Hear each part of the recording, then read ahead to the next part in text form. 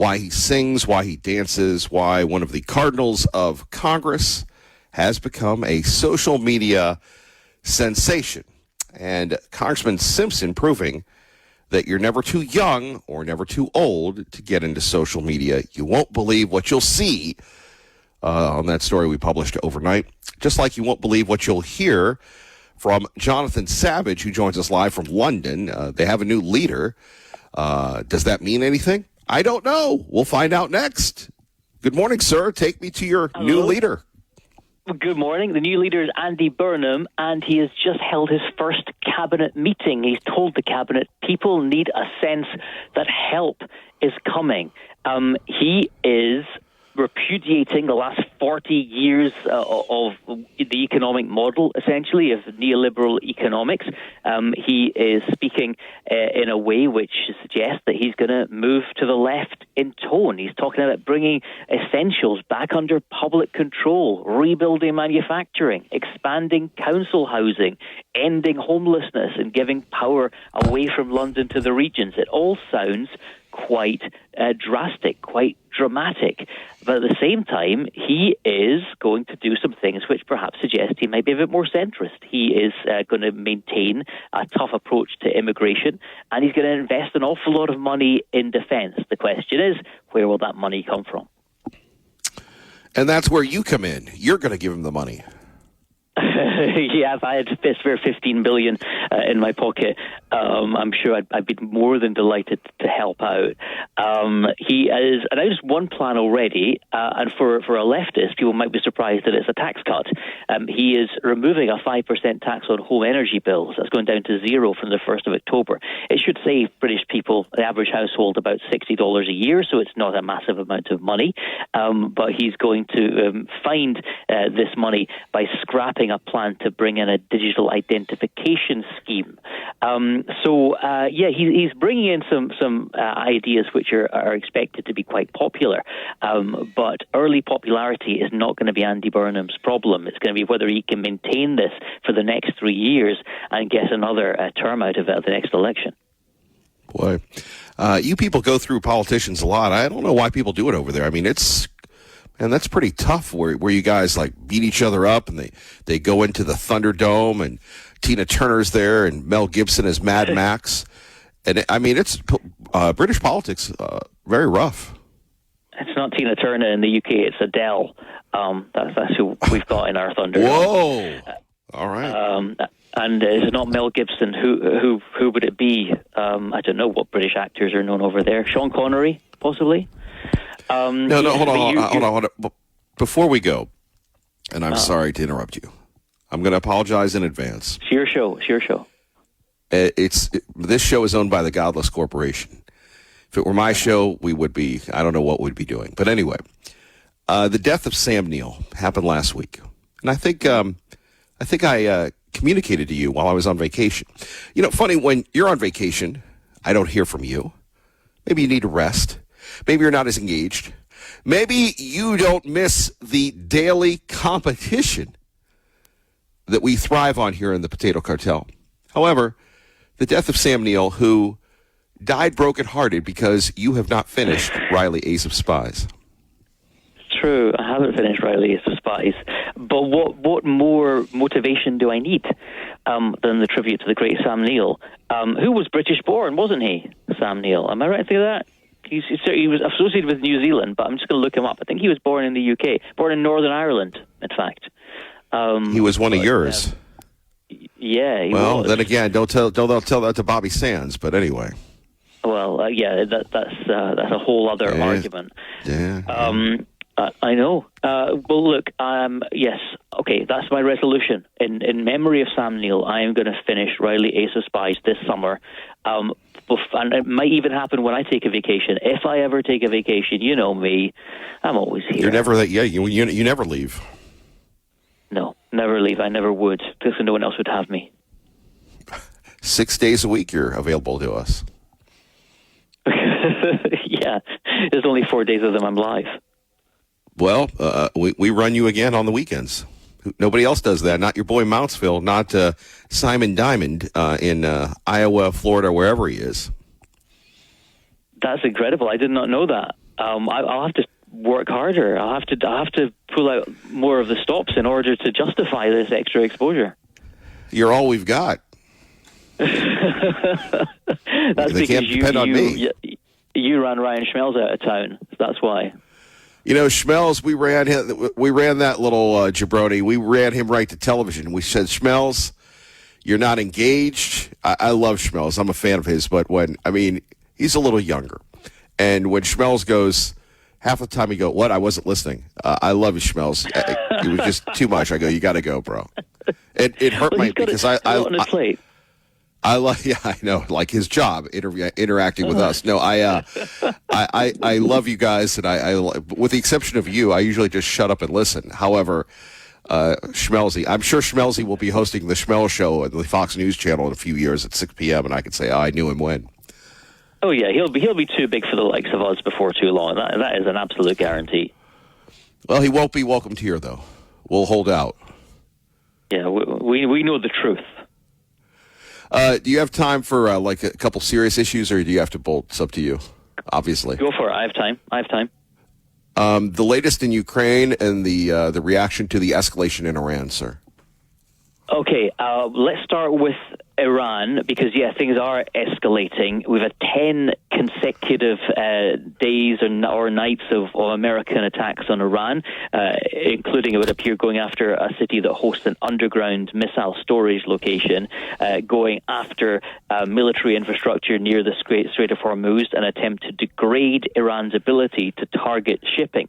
However, Iran is still targeting shipping. They hit another oil tanker in the last 24 hours, and shipping through the Strait of Hormuz has largely stalled, not completely. Iran, I think this is worrying for some of its neighbors, because Iran's attacks have intensified as well. We know, of course, that tragically, some Americans were killed in Jordan at the end of last week, and another in northern Iraq at the weekend. Kuwait, however, has come under attack from Iran. Iran's been attacking power and desalination plants in Kuwait, and Kuwait relies on desalination plants for 90% of its drinking water. So that is a big stress on the region. There are plans to try and get peace negotiations back on track. Pakistan is mediating. They're hosting an Iranian official in Islamabad today, but things don't look particularly good at the moment. You asked about Ukraine as well. An aspect of the war that's not really been talked about is Ukraine.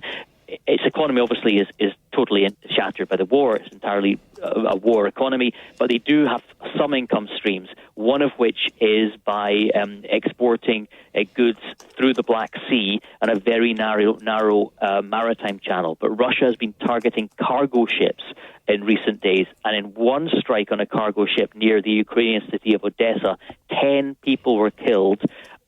These are not combatants. These are civilian mariners, but Russia targeted their ship with cruise missiles. 4 of the dead were Indians, and the Indian government has protested strongly against the Russian action. Indeed. Time to buy stock, I guess, in defense things if you still can. And the Iranians are going to prove to be the Iranians as we continue on. And what about your friends in NATO? Are you going to bail out the president, or are you just going to embrace Spain because they won the World Cup? Well, when you talk about buying defense stocks, this is actually probably a good time. British defence stocks are on the rise, and this is because of the new Prime Minister, Andy Burnham. He is appointed in charge of the purse strings, the Treasury Secretary, we call him the Chancellor of the Exchequer. They appointed a guy called John Healey. John Healey quit the last government as Defence Minister, Defence Secretary, because he was upset at how little money was being spent on defence. This suggests that Andy Burnham is going to spend an awful lot of money on the military, possibly ratcheting up that commitment the UK made to spend 3.5% of GDP on defence. So Andy Burnham is clearly trying to send a message that he wants to put defence front and centre of the economy. Now, that is obviously going to be cheering news for President Trump, who has many times, along with other members of the administration, called on Europe to do more to defend itself. And in fact, the two men had a phone call yesterday, President Trump Trump and Prime Minister Burnham. It seemed to go pretty well. In fact, President Trump said it went very well, and they talked about defense, they talked about NATO and the military alliance, and this has been a pretty good start to a relationship between two politicians who at first glance don't seem to have a lot in common. Well, I think he wants to avoid the 50% tariff, or 53% tariff that the Canadians are about ready to get. Oh, that's for sure. 100%. I think that even at its worst, the relationship between President Trump and Keir Starmer's British government didn't get to that point. So yes, the Canadian-US relationship is not one to be emulated here in London. Our friend Jonathan Savage, if we kept going, they'd call it the Savage Nation. We appreciate you. Thank you. Have a good day. All right, Jonathan Savage live from London, joining us when he's available at 580-5436, 580-KIDO. Take a look at updating you on some of our local stories. We've got, why do we have poor air quality? Well, tell you why. We've got fires, specifically coming from Oregon. I don't know if we're going to sue Oregon like the president is doing with the Canadians, but, it is summer in Idaho. By the way, we do have some tips to keep you safe on our website, KIDOtalkradio.com. If you're working outside in this, you're a better person than most of us. I will declare you a better person than most of us. I will say this, outside the great remote broadcast center here in Star, Idaho, we had some tree guys come in. And these tree guys came in at the height of the day. And these tree guys didn't mess around. Of course, they're young. And Mrs. Miller looks at me and goes, you couldn't do that in your 60s, could you? And I go, well, first of all, ma'am, I'm not in my 60s. Second of all, I think you do what you have to do to survive. Now, these kids, and they're very, again, they don't mess around. They get up there. They killed my beautiful tree that was dying anyway. I'm sure Pat from Middleton says, hey, I told you so, Kevin. Yeah, thank you, Pat. However, there's nothing more beautiful than having trees. And, of course, here in the Mountain West, the desert, but sometimes the trees get the diseases and they got to go. And I just was admiring those gentlemen yesterday. And all who are working outside, most of us were sissies and we get in our cars. Oh, it's hot. I mean, imagine physically working. So thank you for that. Thank you for the people on the street crews as well. It's not your fault that we have not planned adequately for growth and we have these one lanes. My favorite is the orange cones return, and then you just see a vehicle parked. One lane for miles and miles, and there's just one lane parked. It's just crazy, as we say. A big announcement here. We have Mannheim Steamroller returning to Nampa this December. We have tickets to give away for that, and we will share those with you coming up. We will figure out how we're going to do that, but we do have tickets that we'll be giving away to Mannheim Steamroller. By the way, appreciate the Ford Idaho Center in partnership with 580 KIDO to allow us to give you those tickets. Also coming up, the firing squad's in the news. We'll tell you about that and more next. Kevin Miller, 580, is Sean Hannity. Sean had a big interview last night with Lindsey Graham's sister, and she's going to run for his seat. Now, again, I cheer for the right team. I cheer for conservatism. And sometimes we deviate from the popular conservative opinion. Or, see, I knew you were a liberal. No, Pat, not from Middleton. I'm not a liberal. And I don't know, maybe it's too much of my adult life being spent east of the Great River, or one of those things that young Jason Wilmot used to say to me, you have to be right, don't you? Well, so what? You're right. So what? Well, thank you, you moral relativist. Love Jason Wilmot. However, think about this for a minute. At 580-5436, 580-KIDO. And in this program, we talk about prayer, and we talk about faith. And I got to tell you, I owe most of that to just listening to Glenn Beck and to the godless corporation that it's not uncomfortable with me talking about God. Working in the South, we talked about God a lot. When I was east of the Great River in the North, not so much, even though the town I lived in was 50% Catholic. It was more political religion than faith-based religion. But I pray for Lindsey Graham every night. I met him once, but Lindsey Graham was a true believer. You know, I wish sometimes that we would focus in on the father that raises kids or the stepmom that nurtures children that biologically aren't her own, but they're her kids just as if she gave birth to them. The grandparents that sacrifice and don't enjoy whatever because they see something greater than themselves. The uncle that flies in because that's all that family has. Or the aunt that puts that extra 20 in their niece's lunchbox or purse to make sure that she has something special. We don't really make stars of people that do the right things. And that's why I think sometimes the American family, the traditional family, any family is endangered. We focus in on Jeff Bezos or Peter Trippy or Bob Pittman or, you know, people that we really don't know, but they make a lot of money. Mark Zuckerberg, all the fancy people that were in Sun Valley. And, you know, with everything, and I understand that there are some people that can pull this off. That's, you know, I still believe there's trade-offs. And there are trade-offs with this and that and everything else. But the people that put their family first, they're the big stars.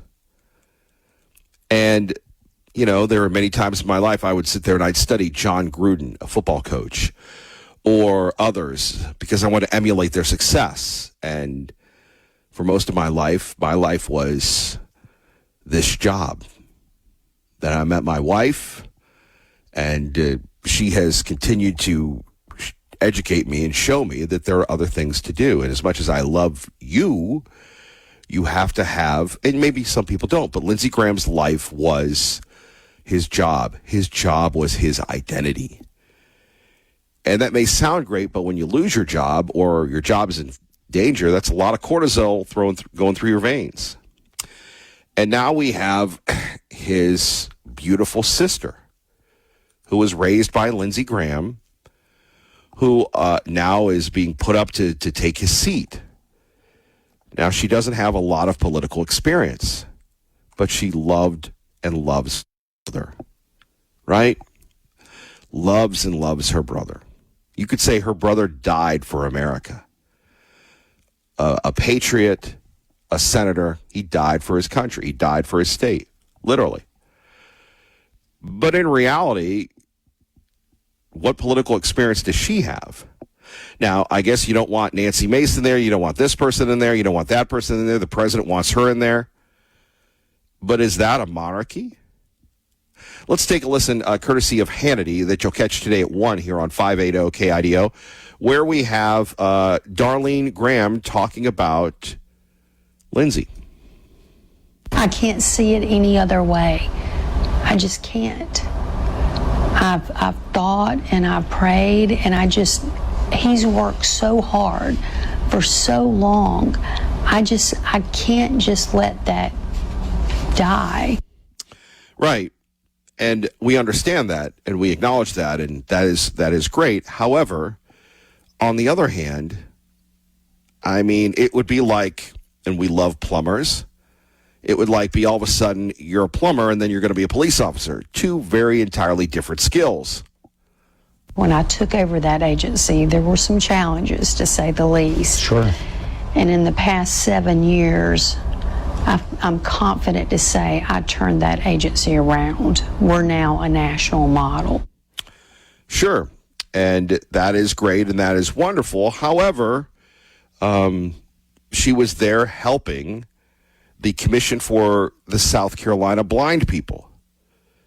That's a big difference than being in the shark-infested waters of the United States Senate. Now, politically, who is going to attack her in a Republican primary in South Carolina? Politically, this Democrat, I guess she's a liberal female. I guess she's a lawyer which means that she'll be vicious. What's she going to do to Mrs. Graham? Now, again, a very obviously, with all respect, a very sympathetic figure. I understand, I suppose, why it seems to make sense politically, but realistically, isn't this like a monarchy? We're just giving it to the sister? I told him how much I appreciated all that he had done and, how they had worked together. And then I went on to mention that there were some things that I felt like were very important to Lindsay, Russia sanctions, and that I really wanted to push those across the finish line. Yeah, there we have it. We have Darlene Graham on her meeting with Donald Trump. Now, what does South Carolina's other Senator, Tim Scott, have to say about this? Lindsay, with all foreign policy, Darlene really understands the importance of getting the pocketbook right. I love the fact that she focuses on affordability. She's conservative, and she has a heart for those who are disabled. Yeah. So there we have it. Let's break it down from South Carolina native. No, we're not turning this show into Palmetto today, Sweet William, at 580 KIDO in Idaho. But anytime we get a chance to mention the G-Man Grinnell Scott, a South Carolina native, why not? G-Man, take it away. The filing period opens with two of the state's U.S. House members wanting the GOP Senate nomination, Ralph Norman and Russell Fry. A third, Congresswoman Nancy Mace, expressed an interest but announced Monday she will not run. There are others not in elected office seeking the nomination, attorney Duke Buckner and business owner Mark Lynch. The current interim senator and Lindsey Graham's sister, Darlene Graham, told Fox's Sean Hannity she does plan to seek a full term. The filing period lasts until July 28th with the special election on August 11th. The winner will face Democrat Annie Andrews in November. Grinnell Scott, Fox News. Thank you very much for joining us. Kevin Mill in the morning, KIDO Talk Radio. Coming up, we'll talk about firing squads. Are you excited? I know that would only be a headline in Idaho. Are you excited? I know Brian wants to volunteer. And we have that goofy story in the New York Post, and they're very good at getting the clickbait going, where they said we're looking for volunteers. You have to have volunteers, but you have to have police training. We debunk that myth. We'll debunk. And the funk. So early in the morning. Kevin Miller, 580 KIDO. Time to get you to work. Firing squad. But first, is it time for the war to end? Laura Ingraham had this to say. And with the midterm elections a little more than 100 days away, the clock is ticking for President Trump to get out of this war before voters head to the polls. It's making a lot of Republicans nervous. It's already, as we know, unpopular. According to the New Washington Post Ipsos polls, 69% of Americans disapprove of the handling of this conflict.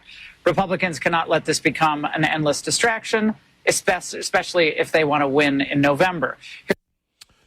There we have it with Laura Ingraham. And pretty tough, 25-second clip. She'll have some analysis on that. Benjamin Netanyahu is going to come in. But remember, Mandami wants to arrest Netanyahu. Kami Mandami wants to arrest Netanyahu. Welcome to America. You're under arrest. One more time at 580-5436, 580-KIDO. Laura Ingraham breaking this down.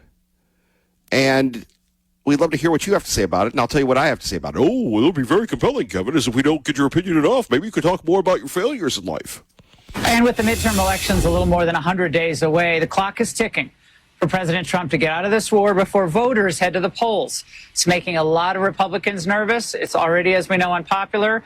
According to the New Washington Ipsos polls, 69% of Americans disapprove of the handling of this conflict.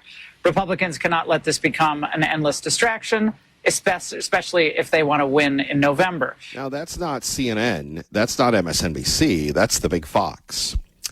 Let's go to Al somewhere in America on 580 KIDO. By the way, this portion of the program brought to you by our friends at Window World Boise, windowworldboise.com. Boise's exterior remodeler.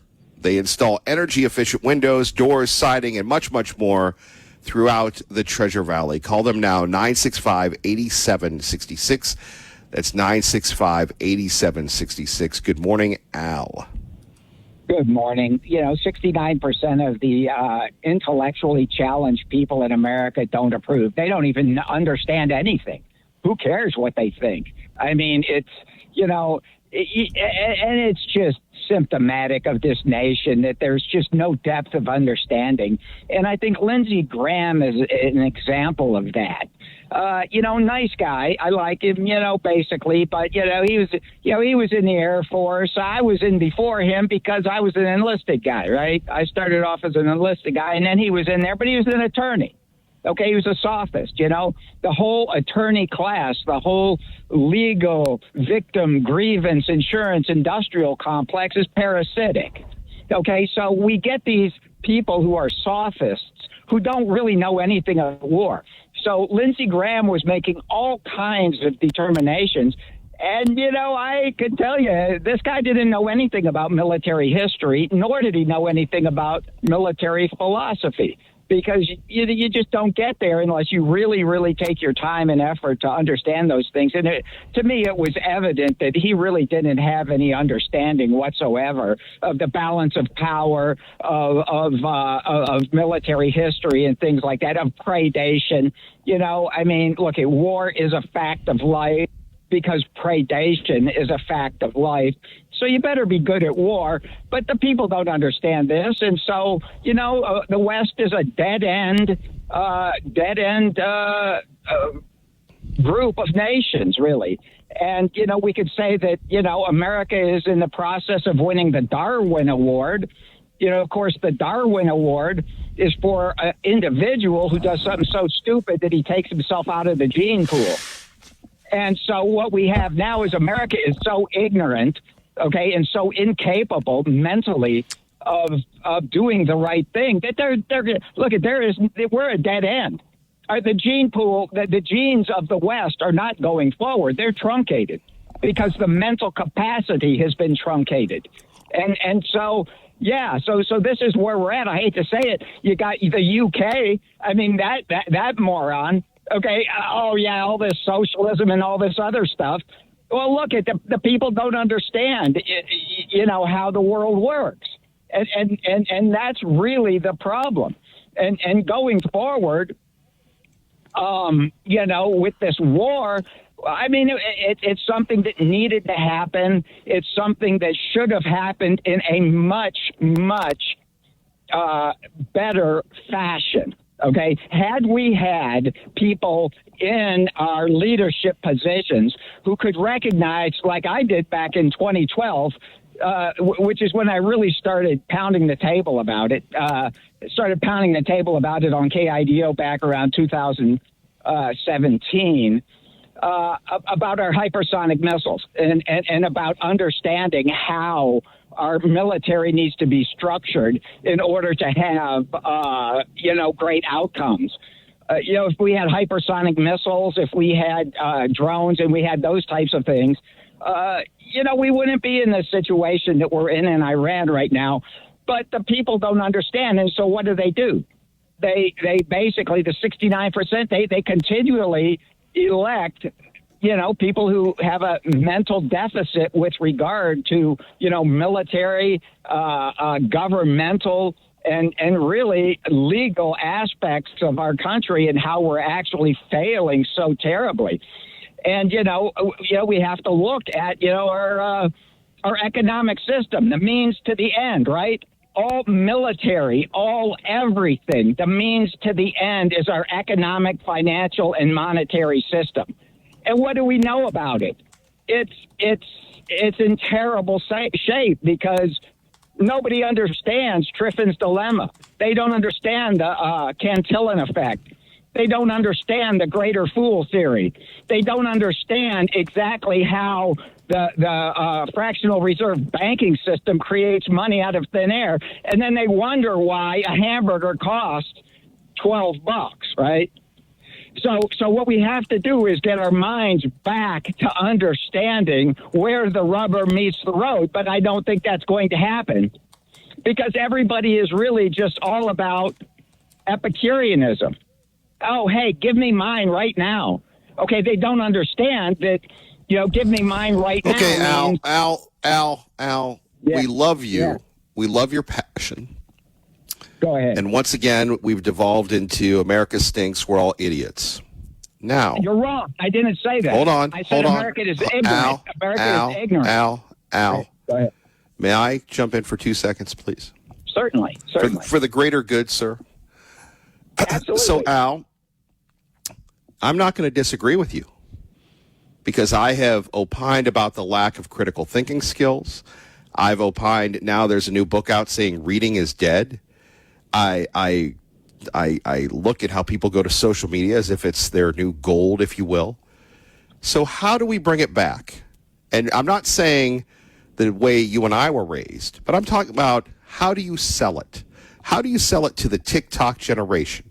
How do you sell it to someone that says, well, I can support the American workers that are making more money than I am, that have more benefits than I am, or I can buy Chinese Sally's car that is more technologically advanced. And so what if the Chi-Coms spy on me? I don't care.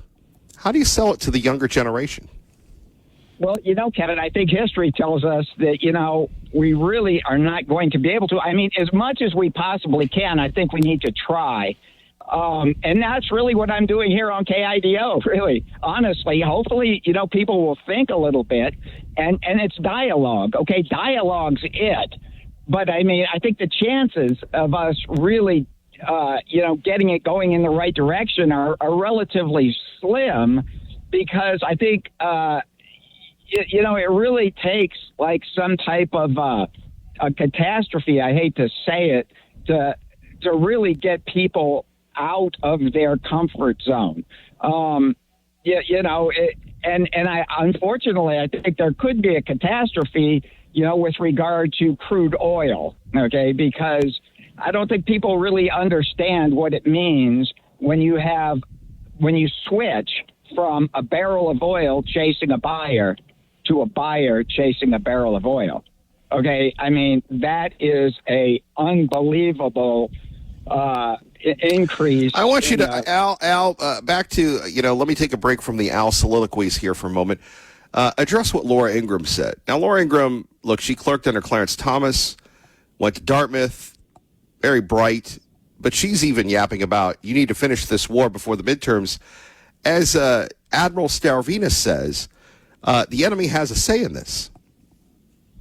Right, and that's unfortunate because really Iran's a third world nation, okay? So, and I hate to say this, but look, a nation that has their limited capabilities and they're holding us at bay now, I mean, this does not bode well because remember, the dollar is the world's reserve currency, right?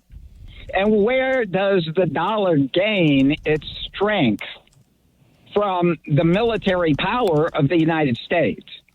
And so when we take a look at the United States not even being able to squash this third world bunch of yo-yos, and, you have Gerald Ford, they can't, their bathrooms are flooding and they have turds, flying up and down the aisles and their ship starts on fire and their elevators aren't working and all the rest of this. To me, it sounds like the Love Boat.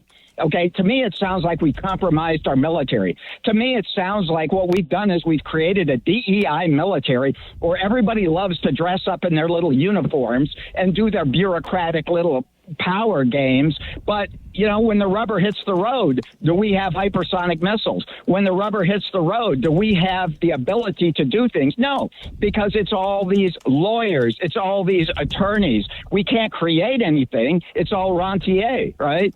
It's all financialization. But that was all about Obama. Obama launched that era. Al, thank you for the call. Sean Hannity today at 1-580 KIDO. We are talking about the war, and we want to thank Al for whatever he was talking about. God bless you, Al. But how do we reach the people? How do we reach the people? And you have a lot of people. It's interesting. I call them the MAGA hunters, and these are young people, primarily, let's say, from 22 to 25. And they found life by imitating Ben Shapiro. I call it the reverse Shapiro. And what they're doing is because CNN on one of their shows has this young man, all of 23. And I got to give it to the kid. And people when you're young, they go, I hate when you call me kid. It's disrespectful. Actually, in a weird way, we all wish we were kids again, especially us old people. And, you know, I see his argument. He reminds me of a young Kevin Miller. Now, it took me till I was 27 to get on talk radio, and everybody that I was talking to, they were, you know, in their 50s. So that was always a challenge. So I'm always sensitive to limited life experience. But he's a brilliant political guy.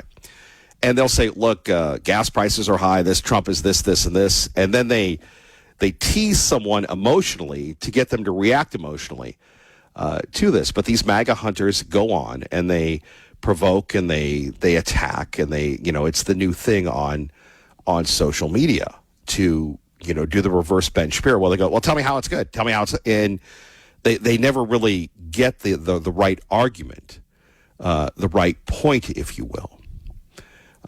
Again, they're digital natives. They're brought up to be provocative. They don't want to have discussions. And my point being, you can yell at them, but you're not going to reach them.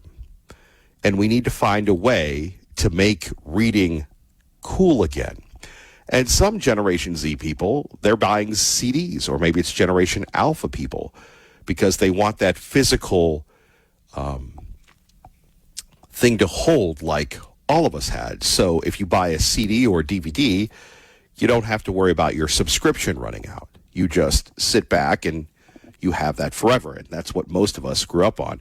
But you have to reach them, which is my point with Al. And, you know, back to, hey, we don't do anything anymore. That was exported under Clinton and Obama and Bush to a degree, because they thought that we were too good to work. Well, how is that working out for us? More coming up, but our goal always is to reach people. Whether we agree or not, we need to reach people. Now, here we have a new billboard in downtown Boise with the message, Idaho, don't shoot Tom Creech, has been put up by the anti-death penalty advocacy group, the Execution Intervention Project. The organization, led by Reverend Dr. Jeff Hood, uses spirituality and religion to oppose all forms of capital punishment. Well, tell that to Mr. Creech's victims. Tell that to all of us that have kept Mr. Creech alive for quite some time. The billboards aim to raise awareness about the impact of the death penalty on victims' families and those condemned to die.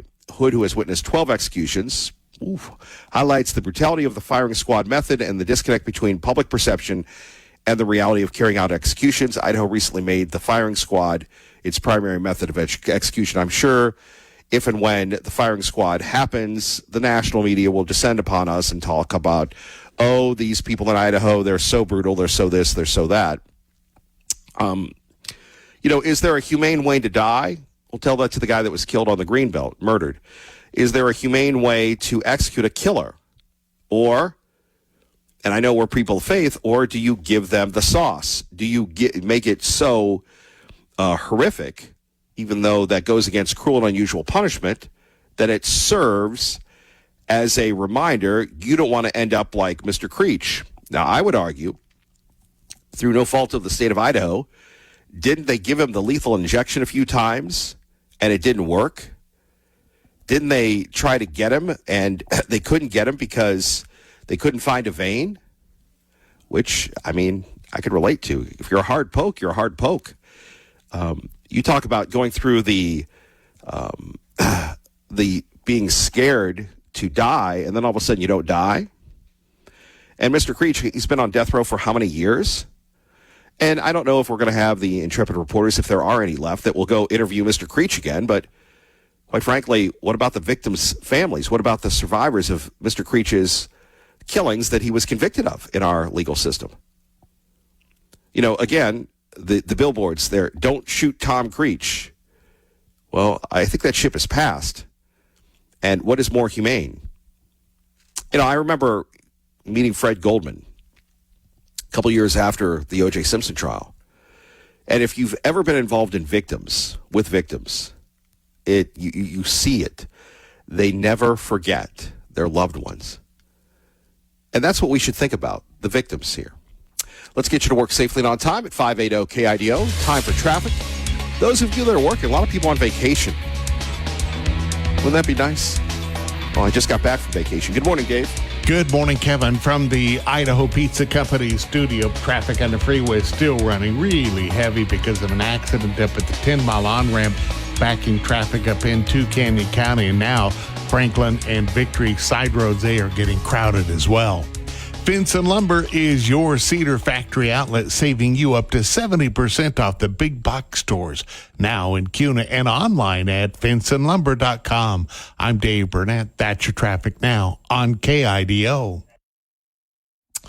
Thank you very much, Dave Burnett. So we'll continue to cover the war, the firing squad, and, of course, why people have turned against the war. I think that's a very easy one. When you have the libs doing what the libs do, when you have the media doing what the media does, it's very difficult. It's extremely difficult to find the right place to get the correct information out. Fox News is popular. Newsmax is kind of popular. OAN used to be popular. However, when you have everybody beating down on you, giving you the beat down, it is very tough to get the good news out. And the mullahs know this. And when you have Laura Ingraham talking about the midterms, that's something that we all need to think about. By the way, let's think about this. Window World Boise, we love them. They will take care of your windows like they took care of mine, 965-8766. If you're tired of paying more for less energy-efficient windows, Window World Boise will install energy-efficient windows, doors, sliding, and much, much more. Homeowners throughout the Treasure Valley, they say, Kevin Miller! We love Window World Boise. WindowWorldBoise.com, local and veteran-owned. Please tell them Kevin Miller sent you. Good morning, everybody. Fox News next on your home for Fox News, 580 KIDO. The extremist government in Israel. Not another nickel.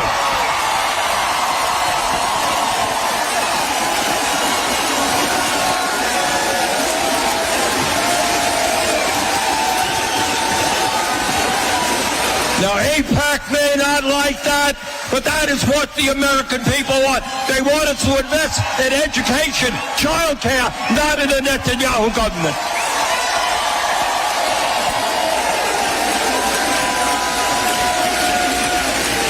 Never thought I'd hear that from Bernie Sanders. My apologies. Kevin Miller, 580 KIDO. Let's go out to Lee Joe, who's been very faithful, very patient. Good morning, Lee Joe. Good morning, sir. Do you remember Donald Trump said something about troops invading Iran, but they're not going to be our troops? Yes. You heard that part? Well, and everybody keeps talking about, it'll be the Kurds, or maybe we're talking to a group inside Iran that is going to rebel. I don't see anything stopping Israel from being those troops, and the air operations right now are forming the battlefield and cutting off the area around the Hormuz Strait from rearmament and what have you for an actual invasion along the strait. If you can clear off 120, if you can clear off about 120 miles and make sure that and get that area clear of drones, I think that in Israel occupy it, at least temporarily, then this all ends, and then maybe I don't know what and then there's the political consequences. What's Saudi Arabia going to do? Is Iran been enough of a thorn in their side that Saudi Arabia is going to actually do something? I don't see them joining Israel against Iran, because that's a Muslim killing a Muslim on the side of the Jews, and that would be the end of their doctrine, basically. So I see Israel on the ground. I see our air support going on, and there's no way this stops before the election. So that's just the way it works. I can't see Israel having enough people to do this.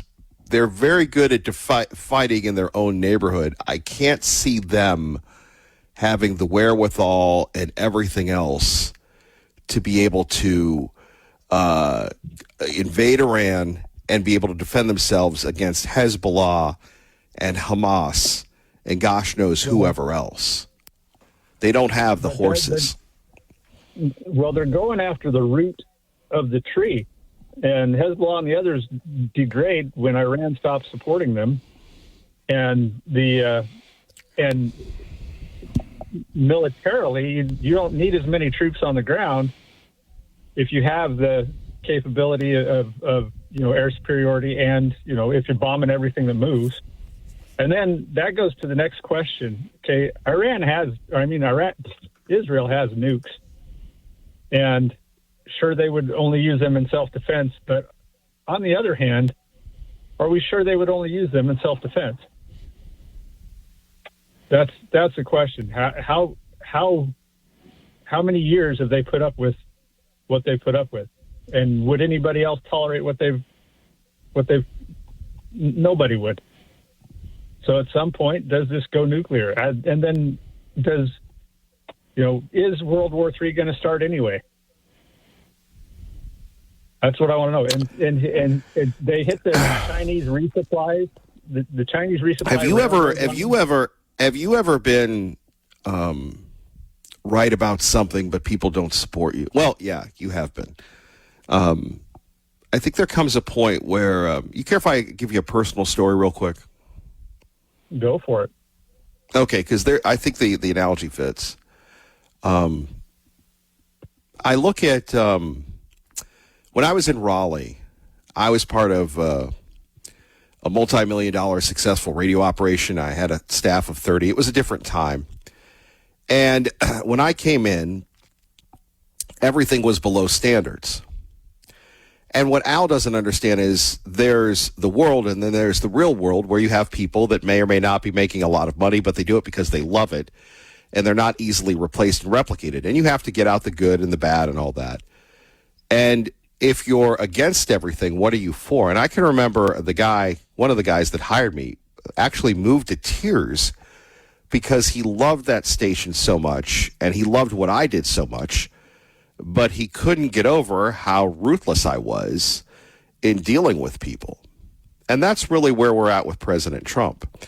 President Trump is right about NATO. President Trump is right about everything else.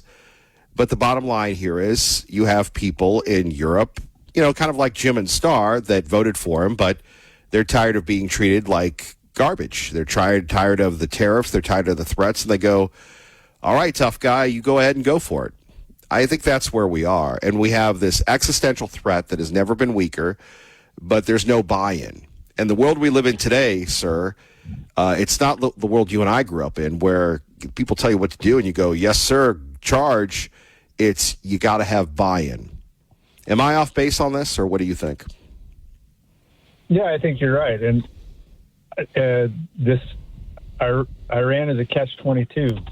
And like you said, he's taken action, and who knows where it ends up at. There's a bunch of unknowns, but I think if Israel gets on the ground there, then does all of Islam go and fight, or do the Saudis hold back and say, okay, yeah, we're sick of these guys? If they do nothing, is that support? There's a lot going on there, and I mean there's a lot going on there, and the Chinese are just. It's been like I think you said it yesterday. It's a proxy war. The Chinese are providing targeting. The Chinese can be directly credited with the 3 servicemen killed. What was it, last Friday? Because it's going to be their targeting data. Because who has long range targeting data on other than the Chinese and their satellites, and the Russians and their satellites?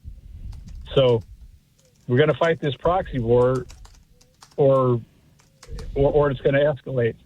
And if it escalates, what are we going to do? And nothing's going to happen before this midterm. The midterm is going to be definitely a referendum on this war. Mm-hmm. So, well, I don't have a prediction for it. And gas prices came down. There is fuel still getting through the strait. Oil still getting through the strait. The tankers are going at their own risk, basically, at this point. And I can't believe that we can't stick a few destroyers in there and knock down some missiles.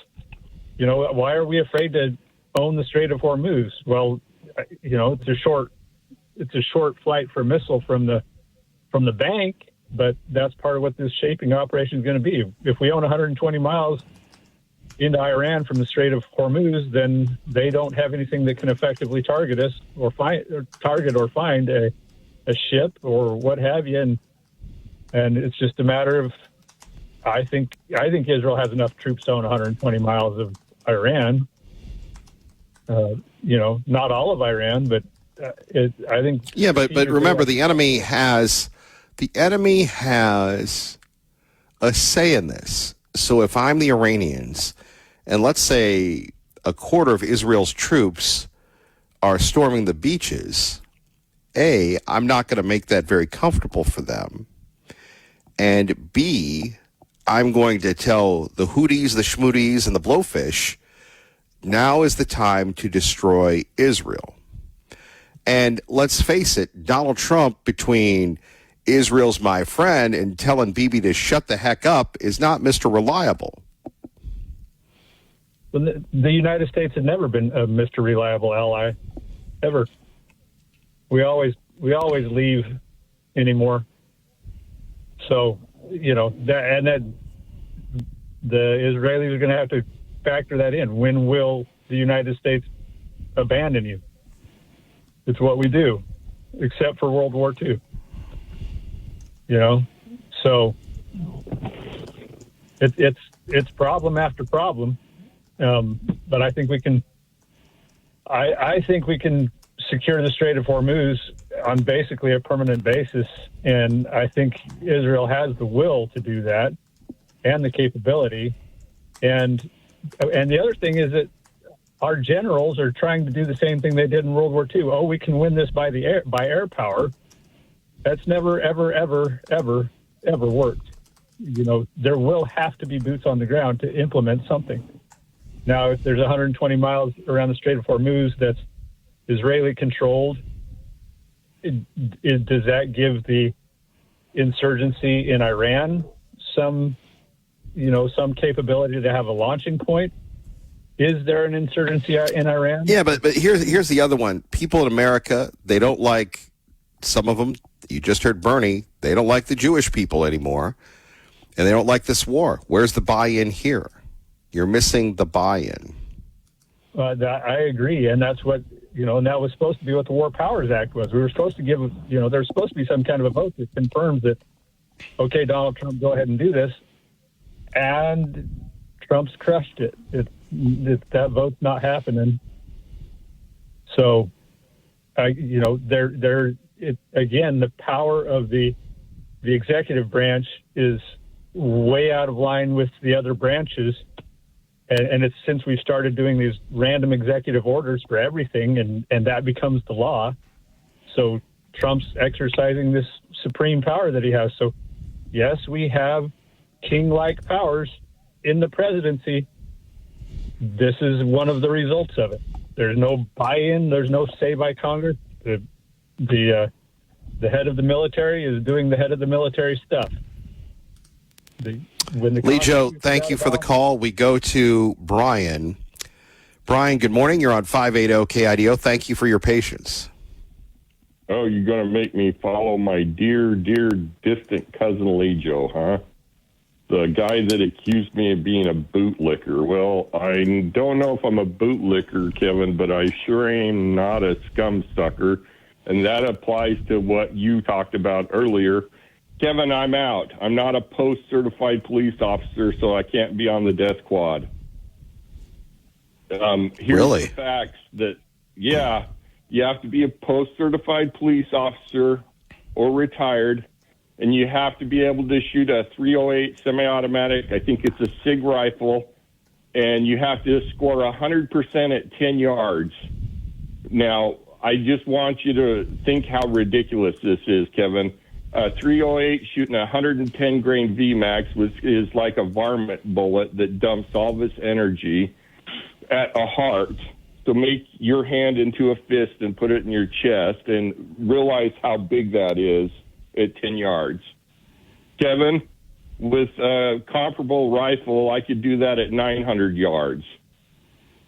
So how hard is it to be certified to shoot a precision weapon at 10 yards at somebody's heart. And I'm sorry, whatever you did to get on death row, a bullet of that type in the heart, I would argue it would be better in the head, but I think they're doing the heart because it's less dramatic. Like if you shot somebody in the head with that bullet, your head would be gone. You would be what we call canoed. So they're shooting them in the heart because it's lethal. What they're also not telling you is that bullet fragments, so part of those fragments are going to go into your spine and your lungs. So I would say that's probably one of the most quick, lethal, least painless deaths you can have. But, yeah, I'm out, Kevin. They won't let me do it. I just find it rather interesting that you have to get 100% with a precision weapon at 10 yards, and that's the qualifications. Like, Kevin, I want you to realize me and my boys go out and shoot pistols, not rifles, at spent shotgun shells at 10 yards and hit them all day with a handgun. So it just kind of goes to prove, like, whatever the requirements the government makes are ridiculous. They're not even, like, everybody's big on military standards. There's different kinds of shooting, Kevin. There's precision shooting, and there's, like, tactical or combat shooting. They're not even close. Like, what a sniper does is what a varmint hunter does. That's precision shooting. So, you know, I'm glad they've done this, but I'll be surprised when this guy how many times has he not died now, Kevin? Several, yeah. Yeah, like I could walk up at 10 yards and shoot this guy in the heart with a 9mm pistol, and it would be over. And they're having all these ridiculous requirements. Is it an effective way to kill him with 110 grain VMAX? Yeah, that's probably the exact weapon and rifle I would pick. But it's just like you have to be post-certified. Yeah, I don't know. It's just crazy. Like, come on, Governor. You know that most of the cowboys out here that shoot guns can shoot 10 yards, 100% at a heart-side target all day and all night. So it's just kind of stupid that they made those requirements. But anyway, hey, Kevin, you know, Lee Joe always complains about 5% of the cops. I can tell him 100% of the convicts I had to deal with were in prison were bad. So, you know, I guess it's all about your perspective. I can tell Lee Joe, since he's a distant cousin of mine, that 5% of my family's bad. So, you know, if you're going after all the cops because 5% of them are bad, I don't know what to tell you. And I've dealt with bad cops, Kevin. I'm not, like, oblivious to that fact. But, you know, nobody got shot. Nobody got injured. Nobody got hurt because I de-escalated and I kept my cool. It's funny how that works out, Kevin. Well, I would agree with you. What do you make of the war here? Well, you're fighting a people that want to go to war. Their religion, they get, 172 virgins if they die, and they got nothing to lose because they've had a hard life. Again, let's go back to somebody like me who's died. I'm not a tough boy, Kevin. I'm just a smart boy. Tough guy. But I've literally died from a stroke. Some people would say that makes me a tough guy, but I don't consider. I'm just intelligent and smart. And when you deal with people that have reached the end of their rope, like they got nothing to lose, they don't care if they die. What do you think they're going to do? Play fair? And the real problem isn't Iran. It isn't Trump. It's the American people. It goes back to that book, Inside the Criminal Mind. When you're dealing with a person that's got nothing to lose, there is no good outcome. And then you try to make the cops or the military or the president or Israel the bad guy. But you're dealing with somebody that doesn't care anymore if they die. They don't care what happens to them. We're talking about the type of person like the guy that shot the fire chiefs up in northern Idaho. As soon as the pressure came down on him hard enough, and the devil went, "Oh, look what you did. You're a murderer now. You're going to go to jail for the rest of your life." What did he do? He offed himself because he couldn't deal with the guilt, and he didn't want to spend the rest of his days in jail. So those are the type of people you're dealing with. So I've got a question to everybody out there that are experts that probably have never, ever dealt with a person like that. How do you deal with a person like that? And I have a question to the left and Bernie Sanders that doesn't want to use a 308 bullet on a murderer of somebody that's capable of taking, I don't know, a knife like the guy did to the college kids in northern Idaho and stab them to death. What do you think's more violent way to die? Being stabbed to death multiple times or shot once with a 110 grain fragmenting bullet that destroys your body instantly? I know which one I would take, Kevin. So, Iran knows one thing. They learned it from Vietnam. The American people don't have the guts to do what's right and follow it through. They give up. That's what I take. All right, Brian, thank you for the right. call. We appreciate you, Brian. We go to Liberal Steve, who joins us now with Kevin Miller on 580 KIDO. Oh, my Lord.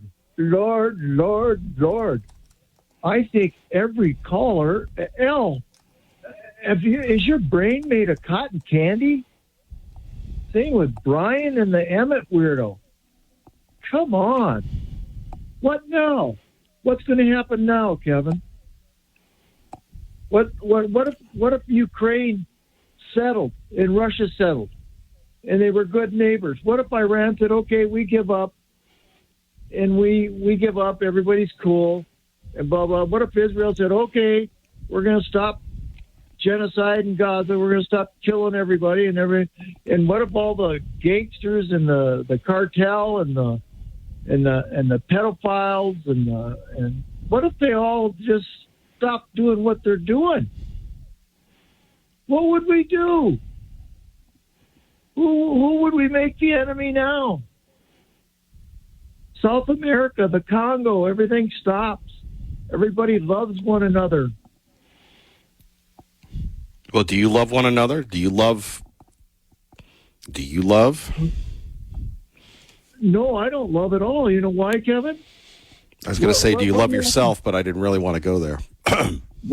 What happens, Kevin, when you die? I'll tell you what happens when I die. What's going to happen when you die? I'll be at peace finally. To your soul. All the voices will be gone. Okay. All the tortured soul will have left this earth, and we'll be able to go home and see all my friends and family that have loved me. The Lord will say, Kevin, you know damn good. You need to go work on a few things. I'll say, I'm sorry, Lord. And is that going to last forever? Is that going to last for eternity? I'll be embraced by all the people that I've lost. If that's what and I'll see my beloved Bama and Carolina, all my little doggies. If that's what really, really happens, then why don't we all just unalive ourselves right now? Let's all do the Lindsay. Well, first of all, speak for yourself, number one. Number two, God has a plan for all of us. And God's plan is you work and you follow God's plan and you try to be Christ-like as much as possible.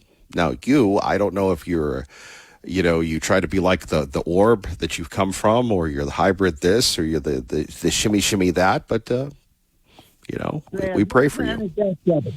What plan is it? You never say what the plan is. Your planet is nano, like Mork from Mork. It's easy to cough off nano and Nerk from Nork, but when you really think about it's Mork from Mork, actually. If everybody just stopped and everybody was at peace, what would happen? What if we didn't? Well, I think you'd have to talk to the predators, and thank goodness that we have someone like Brian who will protect us from the bad people. I'm just laughing because we created all of you. You're in a reality you don't even know you're in. You're in a quantum theory that'll go on forever and ever. You're in a bubble. You're cotton candy.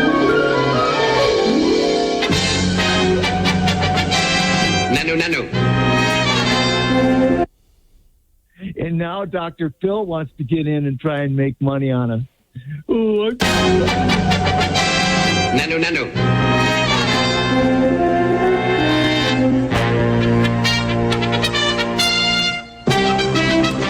I wonder if we could bring that series, a classic series, Mork from Ork. Nanu. Can you say Nanu? What did Mork do? He hung Can you say that? He hung himself. All right. Thank you for the call. Nanu. Kevin Miller, 580 KIDO. 580-5436. 580 KIDO. Boy, that was a long segment there. There are a couple local stories we've been looking at. By the way, on our website, if you haven't seen the Mike Simpson social media videos, let's see if I can. And it's not going to do it any justice, but we've broken those down, and we have Congressman Simpson, who I believe will be back on the program coming up very soon. Congressman Simpson, who is engaged in social media stuff. Now, this is a guy, he doesn't have to do anything, doesn't have to do whatever. But Congressman, and by the way, everybody's welcome to come on this program. We love having Congressman Fulcher on. We love having Congressman Simpson on. Senator Risch, we don't really, do what we, could as far as chasing guests, but we love having people on. It's, we're from the country and we like it that way, that sort of thing. But Congressman Simpson is having just I don't want to say a very strange vibe, but if you go to our website and you take a look at the story where you have these very out there social media posts. And when you think of social media posts, basically you're thinking of young people. And, young people, they love They love to share things about their lives. Most of us, we're very private kind of thing, if you will. But the Mike Simpson videos are really, I don't want to say provocative, but, Idaho's lip-syncing dancing congressman goes viral. Let me see if I can pull this up. I'll go to the article itself where we describe what he's doing. He's not doing this for attention. He doesn't have to get attention. But these Instagram things are just amazing. Let me see if I can view this post on Instagram as it's loading here. That's the thing. It used to be in the old days. We'd look at things and go, well, come on, let's go. But they have the congressman dancing. They have the congressman doing all these things that maybe the Kardashians would do.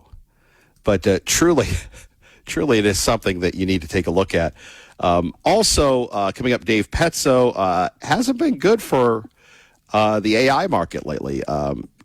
Scott Galloway, if you're a follower of his, as they call him, Professor G on IG or whatever, Professor G is starting to compare AI to perhaps the .com bubble. And, is that the case? Because the chips and everything else aren't keeping up. Of course, that's been a boon to a lot of companies.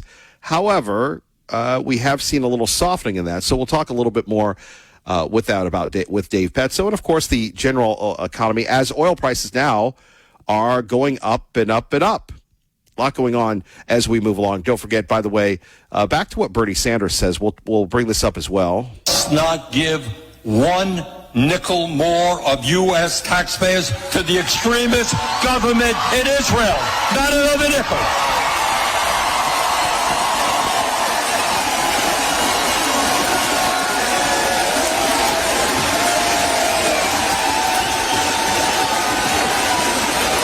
AIPAC may not like that, but that is what the American people want. They want us to invest in education, child care, not in a Netanyahu government.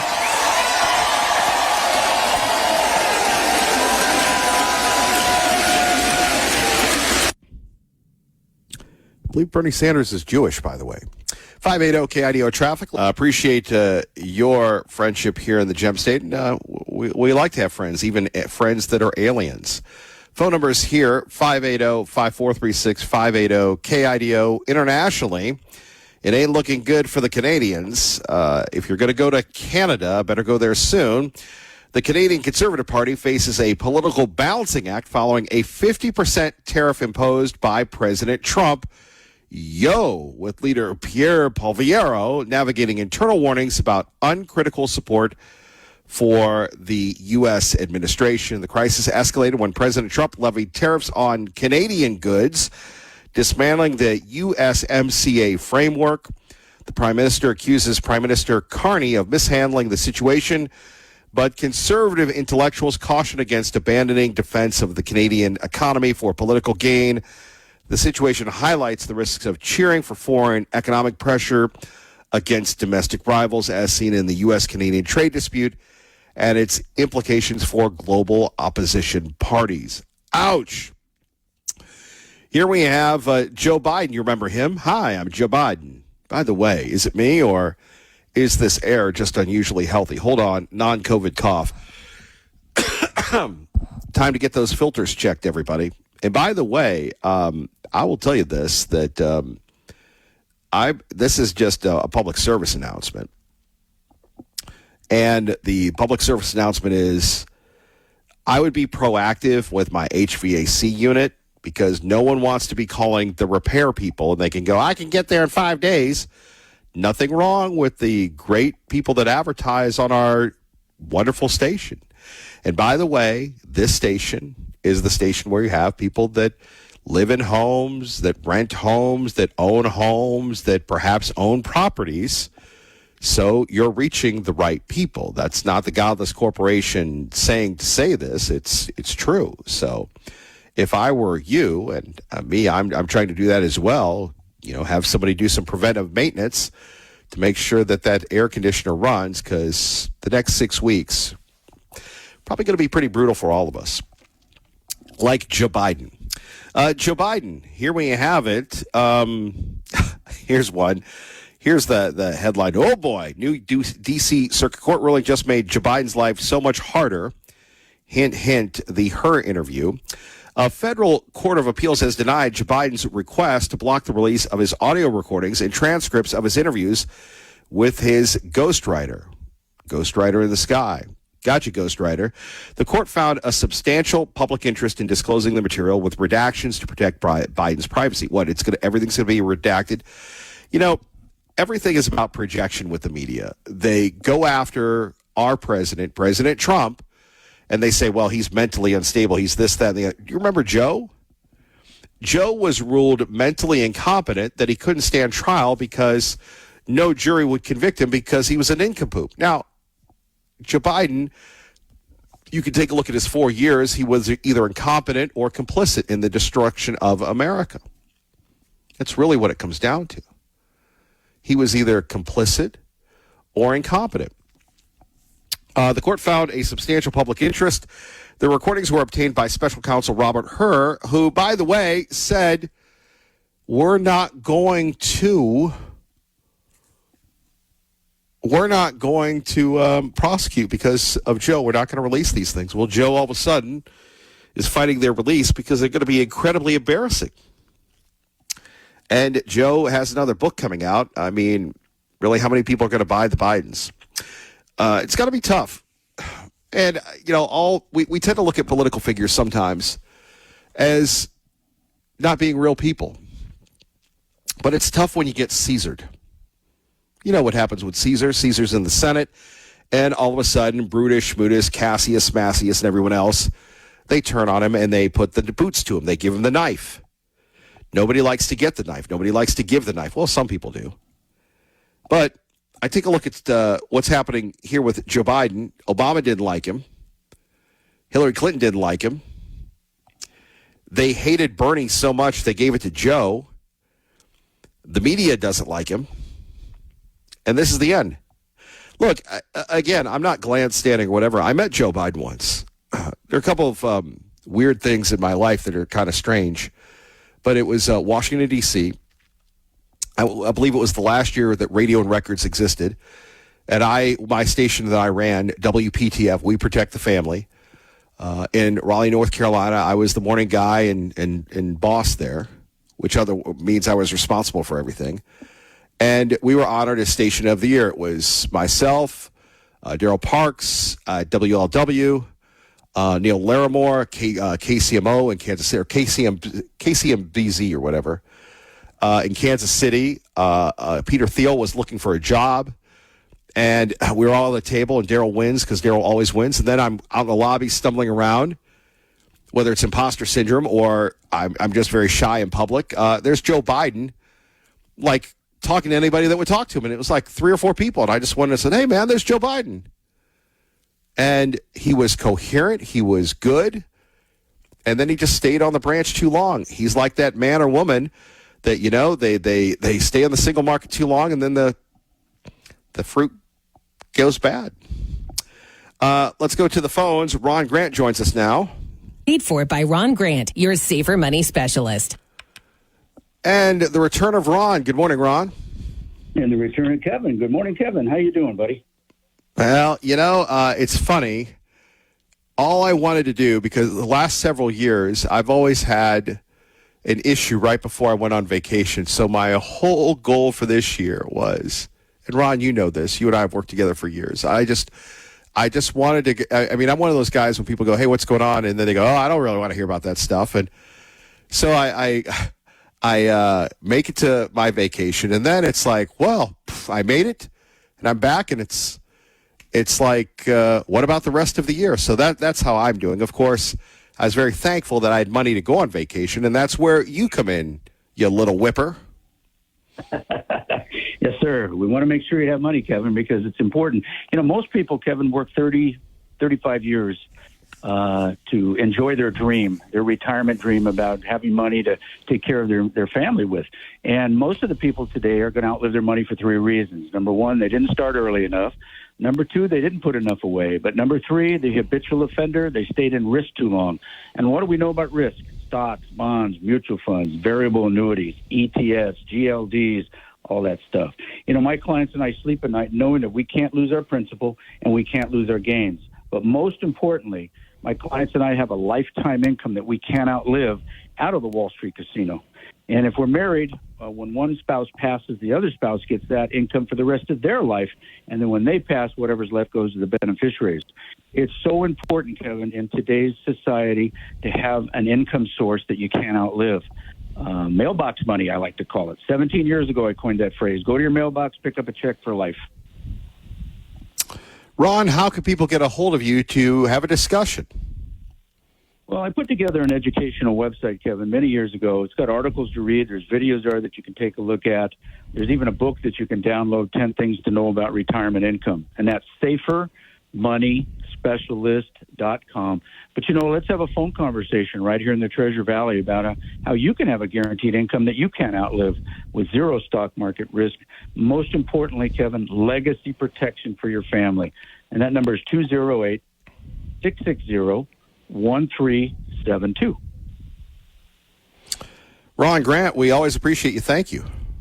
Appreciate you, buddy. Have a good day. Paid for by Ron Grant, your safer money specialist. Phone number's here, 580-5436-580-KIDO. So here we have it. Joe Biden is, well, he's a little bummed out because now people are going to have to really figure out what he did and didn't know. What he did and didn't know, which is going to be very alarming when you think about what is redacted, what isn't. The decision is suspended until August 3rd to allow Biden to consider another appeal. 50% tariffs now on Canadian imports. SCOTUS to consider Alaska pilot's plane seizure challenge.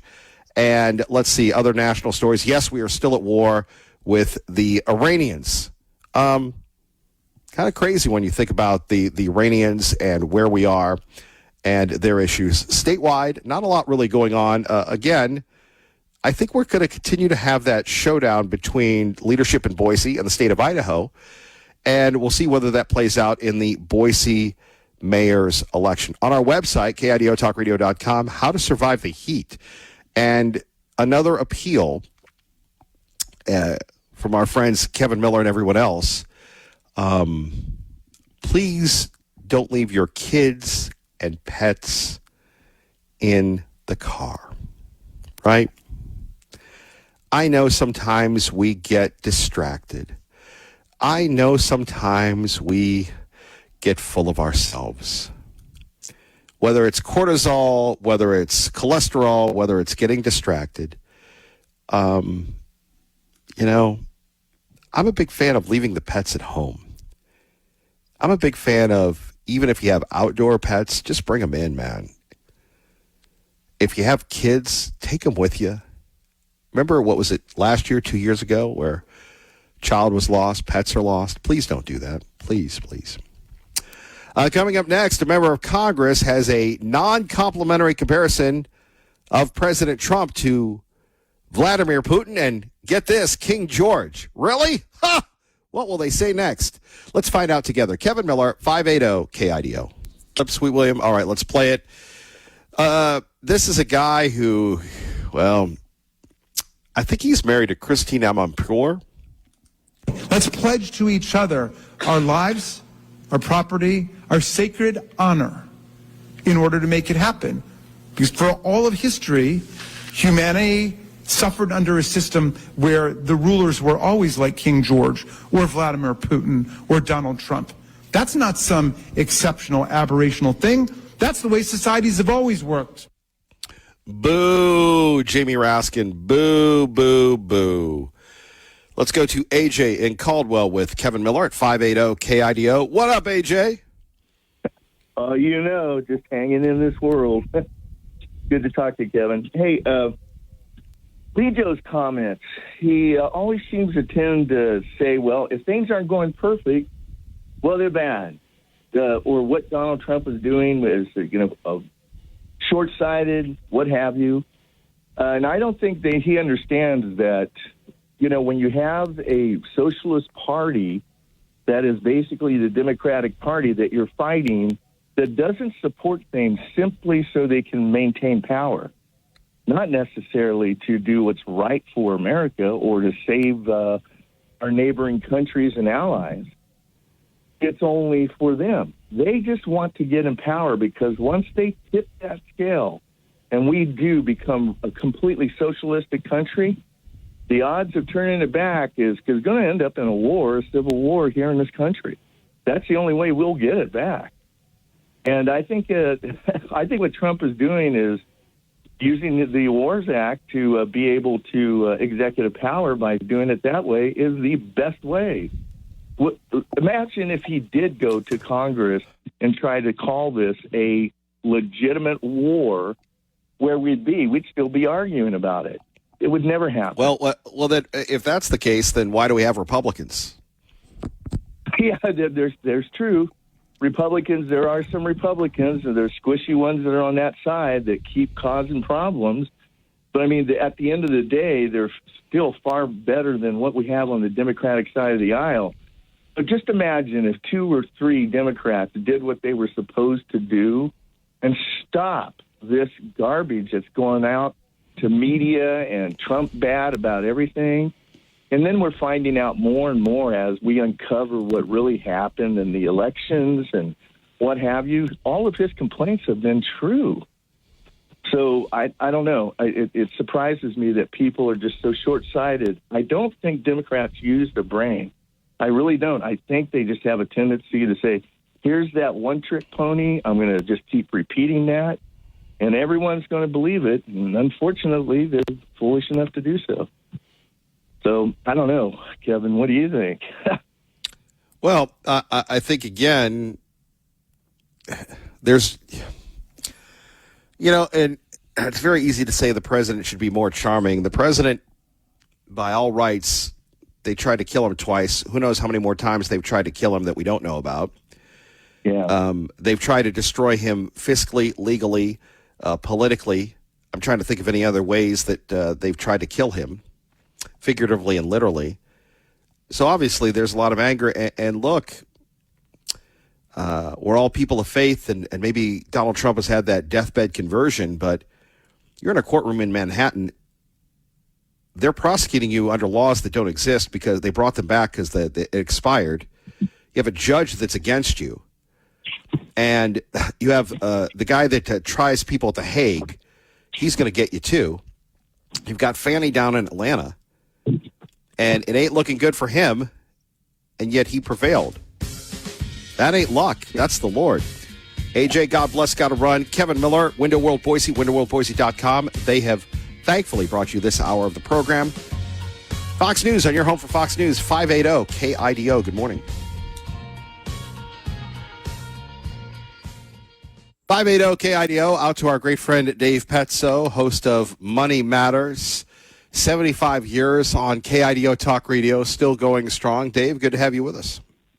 Kevin, it's great to be there. Good to have you back. So life feels normal again when you're back at the golden microphone. Well, I can't say that. The magic microphone. Can't take that from Rush.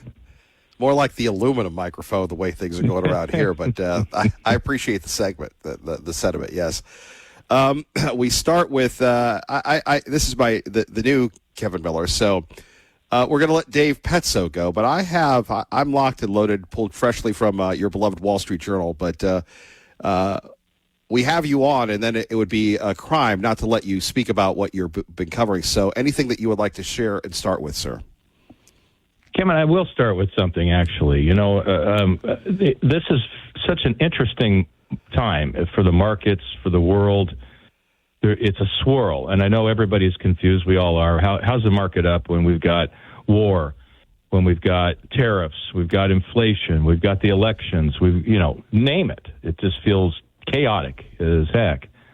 But the economy is doing okay, and I think you have to kind of visualize it this way. You've got all of these things that really are noise, okay? Is the war, if you're a Democrat, the war is horrifying. It's the end of the world. It was the dumbest thing we've ever done. If you're independent, you just go, okay, you know what? It is what it is, and we clearly are in charge of this thing. It's not the end of the world. I don't want to be there, but we're not losing, okay? So you have this, but it hangs over the market.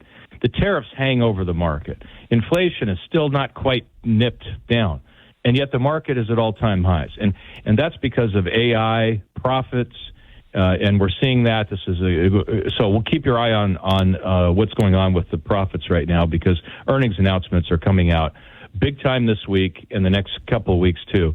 So we're again looking at the market as a possible 30% increase in profits, and that's just unbelievable. We've never seen that before, Kevin. It's really why I think the market is doing so good, and yet the headlines don't look like we ought to be at all-time highs. And yet we have Professor G, Scott Galloway, starting to take a look at the ups and downs of the AI market, the chips market. A rough week for them, or was it? It was. It's been really about a rough month, right? It's not been a great month. After an unbelievable quarter, and then they had a really bad month again. It's been one of those things where it's really hard to turn around and say, boy, these things are just really horrible, when we have Micron at over $900 that was a $90 stock less than 2 years ago. It went up too fast, right? And then it gets air cut out from under it. Then it runs up again too fast, air cut out from under it.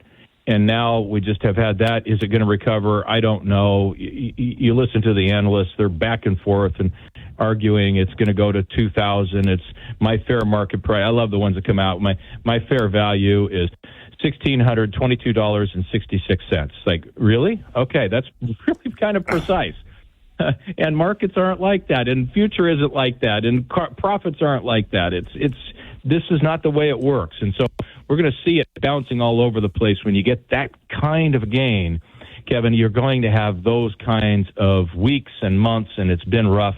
And yes, the news of the last 2 days has been chip stocks are recovering. Well, we'll see. This is 2 days does not make a big rally.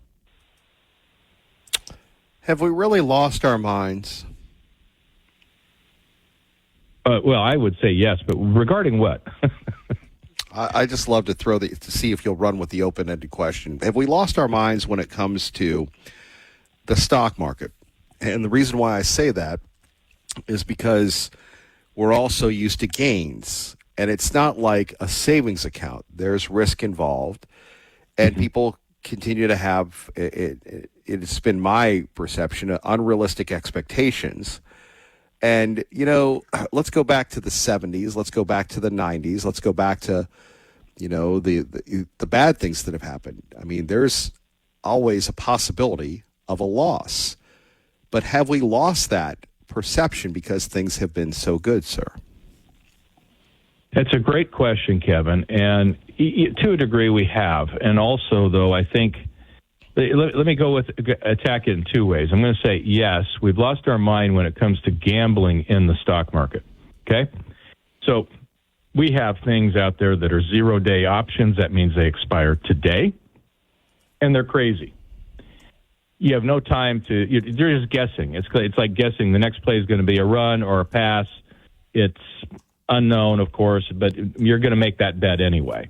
And there's a cost to that bet. It's not like a 50-50 bet.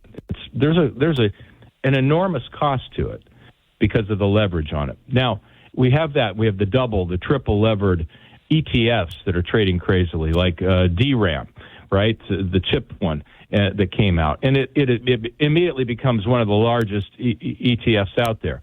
Why? Because people are chasing certain sectors, whatever's hot, whatever's cold. I'm going to chase it. And it reminds me a lot of the people out there pretending or thinking they're going to do really good on these gambling sites, right? The prediction markets, things like that. And it's not. And so I feel like we've become a very gambling-oriented market, okay? Now, when I say that, though, at the same time, let me say this. Why are so many people in stocks? Because they learn. There is no other investment that's remotely as long-term successful as stocks. Yes, it has bumps in the road. No, you're correct. It is not a savings account, but it is the greatest wealth creator in all of history, and nothing is remotely close. And I think the days of the Great Depression where people didn't have any money, but they blamed the stock market, right? It was like hardly anybody was in the stock market, but it was the reason that the grandmothers would lean in the crib and go, don't buy stocks, right? And so you have this whole generation growing up going, ooh, the stock market is so horrible. And it used to be more volatile. It did. We feel like it's volatile now, but it bounces back quicker. So what I mean is we had more cyclical industries that we have the boom and the bust. It's less than that now, but we still have big sell-offs. And, Kevin, you're right. You always have to watch for that. This is not a savings account. There is no guarantee. And when you buy individual stocks, they can and sometimes do go to zero. The overall market doesn't. And so you have to be diversified. You have to do this intelligently. If you have to play because you just want to play, then fine. But don't do it with your serious money. You have to be building it up, your 401ks, have it broadly diversified, and just leave it alone. But I do think that there's a lesson in here that people are learning, and that is that stocks do work. Leave them alone, and they keep adding to them, and they've become rich. They watch their parents get rich. They watch their grandparents get rich. It's one of those things that I think we're learning, as well as, yes, there's too much speculation. It's both, Kevin. Which brings me to the chip people. Dave, you've been doing this a long time. This is your passion to help people, whether it's at your business or at 580 KIDO with Money Matters. But, we take a look at Micron, and you've broken this down. It's been a loser of a stock for years. Should have been shut down. The Chinese tried to buy it. And then to have, from the ashes, if you will, to this remarkable run, is there any, with real estate people, you're a big real estate guy. They always tell you the comps. So in ode to what we used to talk about every day, which is the housing market, is there a comp that really correlates to the rise of Micron that you've seen that we could all relate to in the last 20 or 30 years? Kevin, there isn't in real estate world. I know there's, there are going to be things that come up where somebody buys a piece of bare ground and, maybe they discover oil underneath it. That's the only thing I can say. There's a piece of desert out there that somebody might have sat on for 40 years, and then somebody says, hey, there's oil under that, maybe in West Texas. That's the only comp I can come up with where the dirt isn't any good and it's so super cheap, and then it just takes off. But when it comes to a company this fast, and that's what markets are so good about, right? They're predicting future valuations so they can move very, very quickly. We think about real estate more and should in terms like this area is really growing. I'm going to, over the next 2 or 3 years, build, get some permitting and take some land and start putting in infrastructure and start building homes or apartments or whatever. And those developers, but you don't see, 100 or 1,000, 1,000%, 10x gains on something like that instantly, in 1 year. You don't see that. It takes more time, and the market moves quickly and recognizes the future valuations more quickly than, say, a real estate transaction. So, and again, let me rephrase the question because I think I got lost in my trying to be too cute. From a corporate business perspective at 580 KIDO, is there any other company that reminds you of Micron going from the depths to all the way up to $90, layoffs, to being the belle of the ball from a relatively small state? Is there anything like IBM or Microsoft or Apple or anything that really correlates to what we're seeing now locally? I think you could. The answer is really no, not like that where it's laid around for a long time. Every amazing story out there, it's kind of like human beings. Everybody has an amazing story, right? It's just, we all do because there's things that happen in our lives. The same with corporations. They're amazing in the things that happen for them, whether it's a Facebook, right? A Meta now, a Google. All of those have amazing stories, but they were like instantly successful, right, Kevin? They didn't lay around for 40 years and try to go out of business multiple times. So I'm going to have to put this is a great question for your audience for the next couple hours. If somebody comes up, maybe you've got some concert tickets or something you can give it to. But I can't think of a company that comes to my mind that was, except this time, which is not just Micron, it's SanDisk, it's Western Digital. These companies were laying around for years doing nothing. I don't think they were trying to go out of business the way Micron did, but it's a very unique story in my mind. I can't think of a company that has been around this long, doing poorly, and literally on the verge of going out of business for years. It would be like saying for a company like Ford or one of the European auto manufacturers to suddenly just like, oh, now it's $1 trillion company overnight. That's the equivalent to me. Companies that aren't doing well and haven't done well for decades, and now boom, they just all of a sudden they go up tenfold plus and are worth $1 trillion. Micron's unique that way in my mind. And again, they continue to go on and on. More with our great friend Dave Petzo next. Kevin Miller, 580 KIDO. Let's take a look at the war. Gas prices going up. And I understand our focus is the stock market. However, the stock market, despite what President Trump says, it isn't the economy. And you and I have covered this for years, Main Street versus Wall Street. There is going to be a cost to this war, or is there, when we're talking about energy prices going up and up? And, you're a scrapper. Sometimes you may be done with someone, Dave, but they're not done with you. Yeah. Kevin, I'm not sure what question is in there, but I will. Hold on. And that's the beauty of it. You're so talented that I can just meander around and just throw something up and see what happens. So and that's the truth. I go, wow, there wasn't really a question there. Well, what if he picked up on that? But my premise is that will the rubber hit the road eventually? If you believe your friends in the scary media that gas prices are going out of control and there's going to be retribution at the ballot box for the president, perhaps the economy, sir. Kevin, there could be. I'm going to borrow from Rush Limbaugh on this and say, the elections are there, but I believe one of the last comments he made, if not the last, was that don't worry, Democrats always overreach. And I think that the best enemy that the President Trump has is the fact that the Democrats have absolutely no plan at all except to tear down. And I think that message is getting old. So maybe I'm wrong. But when you finally see the Democratic Party, who has no leaders, clearly no leaders, running around and actually trying to find out what to do with communists amongst them, realizing that's not popular across America. This isn't a party that is frightening at all. Do we have time to get things together, to get gas prices there, get really good candidates in August if you're a Republican? I think so. And I also think that most Americans at the end of the day really do.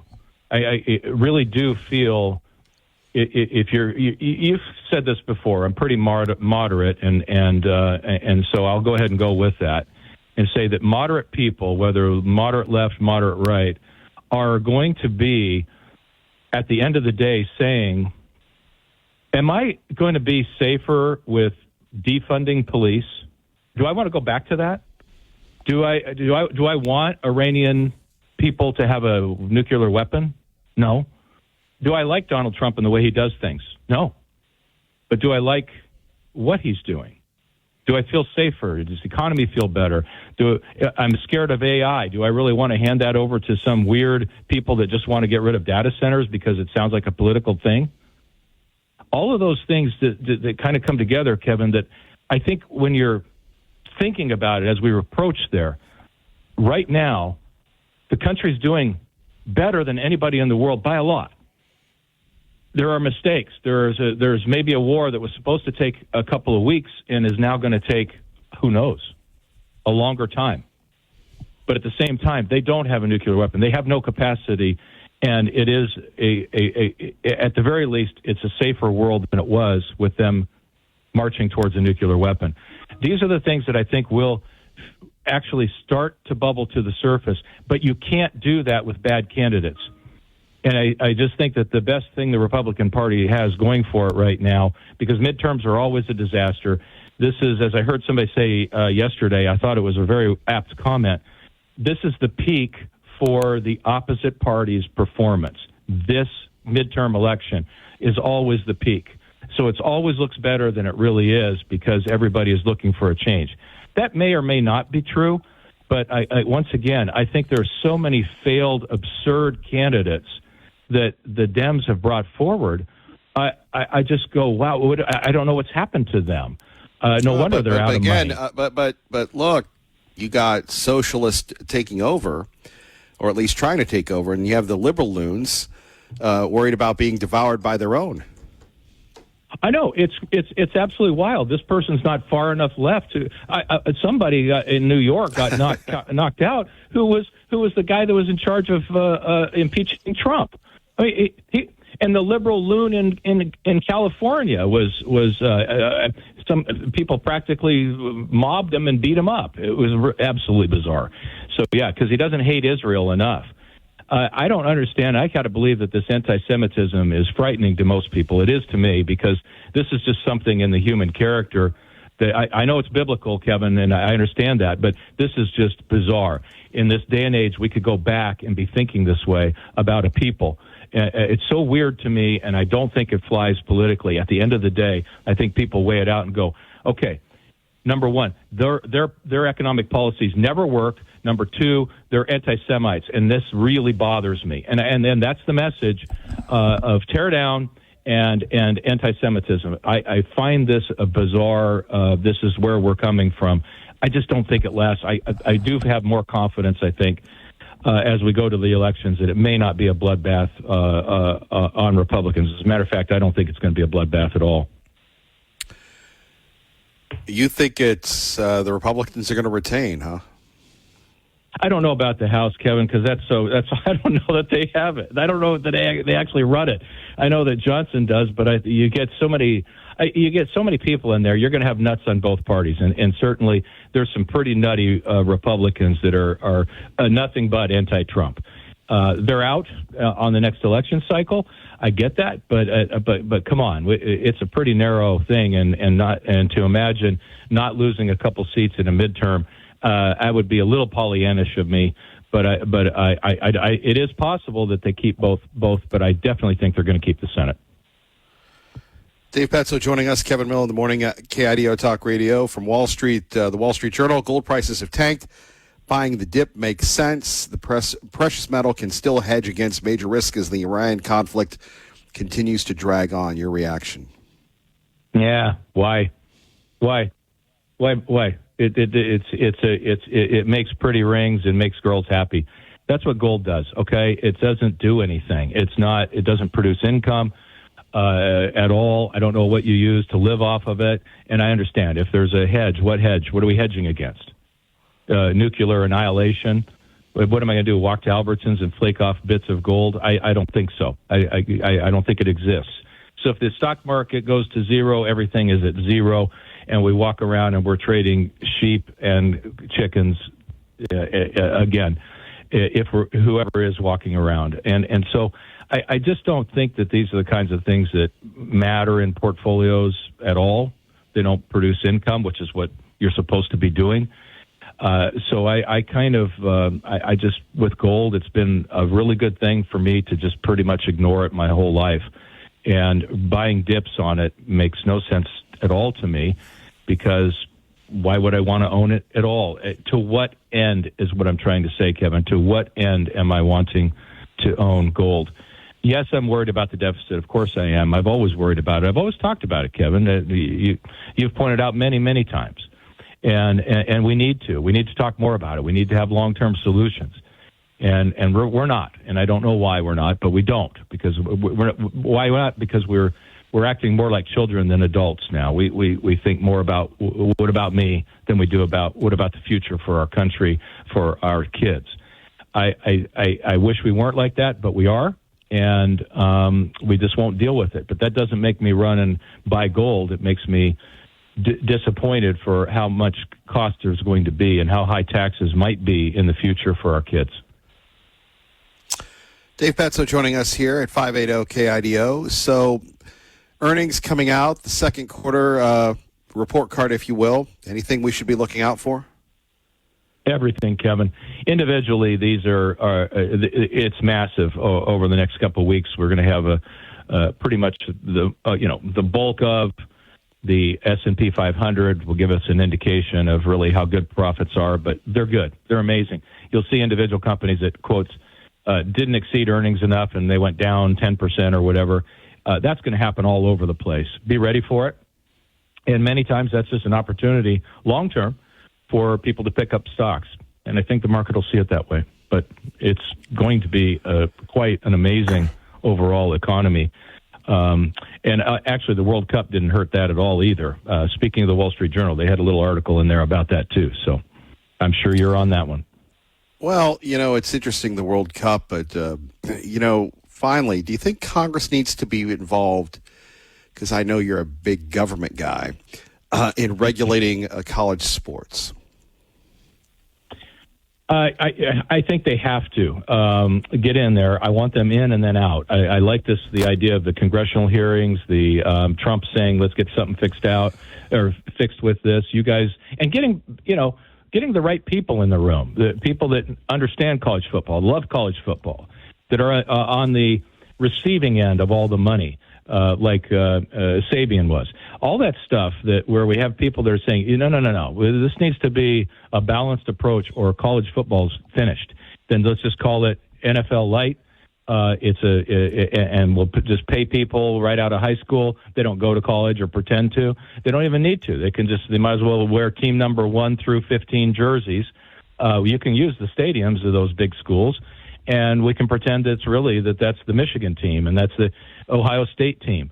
But they're going to crush college football for everything we know it is. I can't imagine, as it sits, I do not understand how you're going to ever see University of Idaho 10 years from now having a football team. I just don't know how they do it. I don't know how they field a team. You could also say that for Boise State as well. I mean, Idaho's endowment is larger than Boise State, and dude, you've been here forever. Anybody who is anybody, they've gone to Idaho. At least the Gen X people and stuff. That was always the place to go to send your kids. So, I mean, You take a look at Boise State. They got the Savannah Bananas. I don't know if the Positively Petzos are going to go to that, or they've got the monster trucks. They're turning it into an entertainment venue. But you take a look at Boise State. Back to your point, that's a challenge for them that they're facing, sir. It's an enormous challenge, and when we start thinking about that in the whole context of what I think is going to be the most disruptive thing, and should be because they've done such a crap job, is education. AI is going to turn it upside down, and it should. We need to actually have a better education system, and AI can be dialed into however your brain learns the best professors, which very well could be AI agents that are teaching, and you can have tutoring 24/7, whatever timetable works for you, all of those things. And yet, so the day of a $50,000 per year MBA that gets you nothing is gone. And I think that so imagining colleges with tens of thousands of students running around anymore, it's going to be a big upheaval, in my opinion. And it's not just at the football field. That'll have to be the last word with our friend Dave Petz. We always appreciate you, sir, and thank you for always making time for us. I appreciate you, Kevin, and welcome back. We're glad to have you back. Hope you had a great time. Well, you know how it is. The tough thing about vacation is you have to come back. And get all caught up. I know. Sure. Well, that fresh ocean air, it's tough to beat. That's right. I know your favorite spot in the world. Yes, absolutely. I sit there on the beach staring at the ocean and think of what questions I can have for Dave Petzo. I just think of you often. Go, what can I do to make his Tuesday very lively? I appreciate that. That's good. That's good. I can't wait to see that notebook. Okay, and I know we talked about how I want to see that. I want to see those questions. No, I better not ask that. No. My man, Dave Petzo. Right. Thank you, sir. Thanks, my friend. Have a good day. Our great friend Dave Petzo. Remember, Saturdays, tune in 8 to 10 to catch him and the staff at Money Matters. Great show, great guy. 580 KIDO, let's get you to work safely and on time. Don't forget the free KIDO Talk Radio app. Some great stories on our website. We've got Congressman Simpson's foray into social media, how to survive the heat. Plus, once again, Sunday, we'll be at Idaho Patriot Thunder. Very excited, very happy to be there. That'll be at High Desert Harley-Davidson. Beginning at, I think, gates open at 7:30. Breakfast is served, nice burritos. Love to see you there. And, of course, honoring the Idaho Guard Fallen Soldier Fund and, of course, Operation Warm Heart. So we look forward to seeing Jerry of Emmett. Before that, Middleton and in Emmett. Jerry's always there riding his bike. We've got Bruce. We've got Shay. We've got others. So we'll see some of our old favorites, new favorites. If you would like to make the 55-mile ride from Meridian to Mountain Home and benefit our service folks, you can still do that. Details on our website. And hopefully there'll be over 1,000 riders this year. Now, it was supposed to be the day after the Boise Music Festival, but it was a little wet.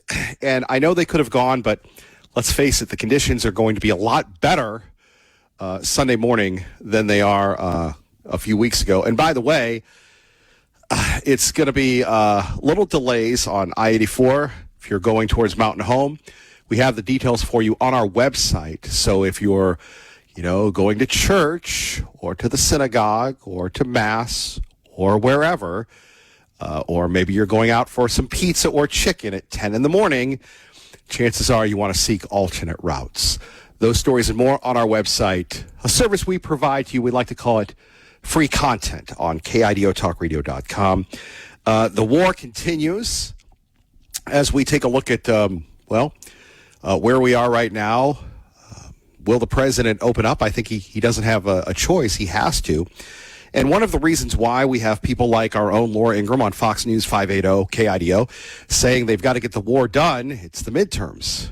Well, we have the media that portray things, and they've portrayed this war in a bad light.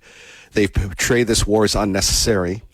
Now, for those of you that disagree with the president, for those of you that think this is a bad move, let me just say this.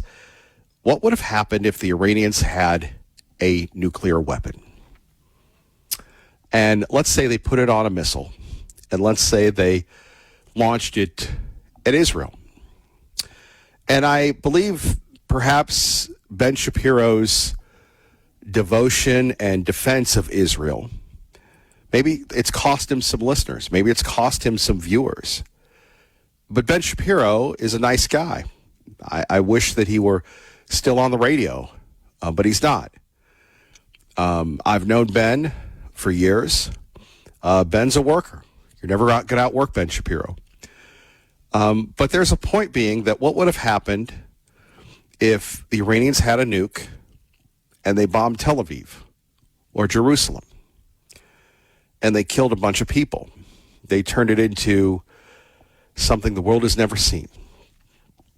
Would we have all this anti-Jewish rhetoric perpetrated by Bernie and Schmerney and everybody else? Would we have al-Sayed leading in Michigan? Would we have Mandami wanting to arrest Benjamin Netanyahu? Or would we be condemning the President of the United States for allowing this to happen? I think that's the point. And sometimes being a leader is all about leading. And sometimes being a leader is all about doing the right thing when no one else will do it. That's why we elect the President of the United States. And I've never seen a media, an opposition party, peddle such nonsense that we peddle and that we listen to and that we allow to influence us. And then you throw in the Chinese, you throw in the Russians, you throw in everything. This is a challenge. And would it be nice if we could all have peace, love, and understanding? Talk to our friends in law enforcement when they talk about crime and punishment. Talk to the people that have, that are the prison guards in county or city or state. Ask them about human nature. Ask them about the bad people. They'll tell you. Because they are the sheepdogs. They are the watchers on the wall. And without them, well, we would be Los Angeles. We would be New York City. We would be a very dangerous place to live. And then we take a look at the battle between the mayor in Boise and Representative Skog, Representative Moyle. They clearly say killings shouldn't happen in this city. And instead of making political points that the mayor seems to do in between interviewing business owners and comic book folks and dancing and whatever she does, she should be leading. By the way, it's fascinating. You take a look at some of the comments on social media. Really, the mayor's job is relatively boring. You're supposed to worry about the trash pickup. Years ago, there was a big controversy because I believe Mayor Beater at the time gave an $80,000 contract to a PR firm to teach people how to recycle. That's what a mayor does. Crime off the streets. Leave the political statements for the politicians in Boise, not the city of Boise. And, here's something that I've tried to follow. When people say, I want to be this, that, and the other, well, have you taken care of your own yard? Before you start the landscaping business, have you mastered your own yard? Before you start the car detailing business, have you mastered how to detail your own car? It's kind of like someone who runs a tattoo shop that doesn't have tattoos. You don't have a lot of credibility. And that's up to really the voters of Boise to decide that. And that'll be coming up. But again, and that comes up to, people that, you have to have a return on your investment. If you're a Republican, do you want to just waste money on a city that has decided to turn deep blue? Let's go back to the 10th night of attacks on Iran. The U.S. has attacked military assets as dawn broke Tuesday morning, taking one step further to degrade the Islamic dictatorship's ability to attack the ships in the Strait of Hormuz. CENTCOM said on X the latest strikes have hit Iranian military command centers, maritime capabilities, missiles and drone launch sites, air defense systems. Well, look, what needs to happen is, and there's a weapon that we could use that hasn't been used in war yet. It's called, the EMP. Can you imagine all of a sudden if the electricity didn't work, if everything else didn't work? They used to call that civilized war because before we were so dependent on technology, it would destroy all the machines, but it wouldn't destroy civilization. Of course, we all run on machines now. According to CENTCOM, American forces remain postured and prepared to hold Iran accountable for unwarranted aggression towards civilian mariners seeking to freely and openly transit the strait.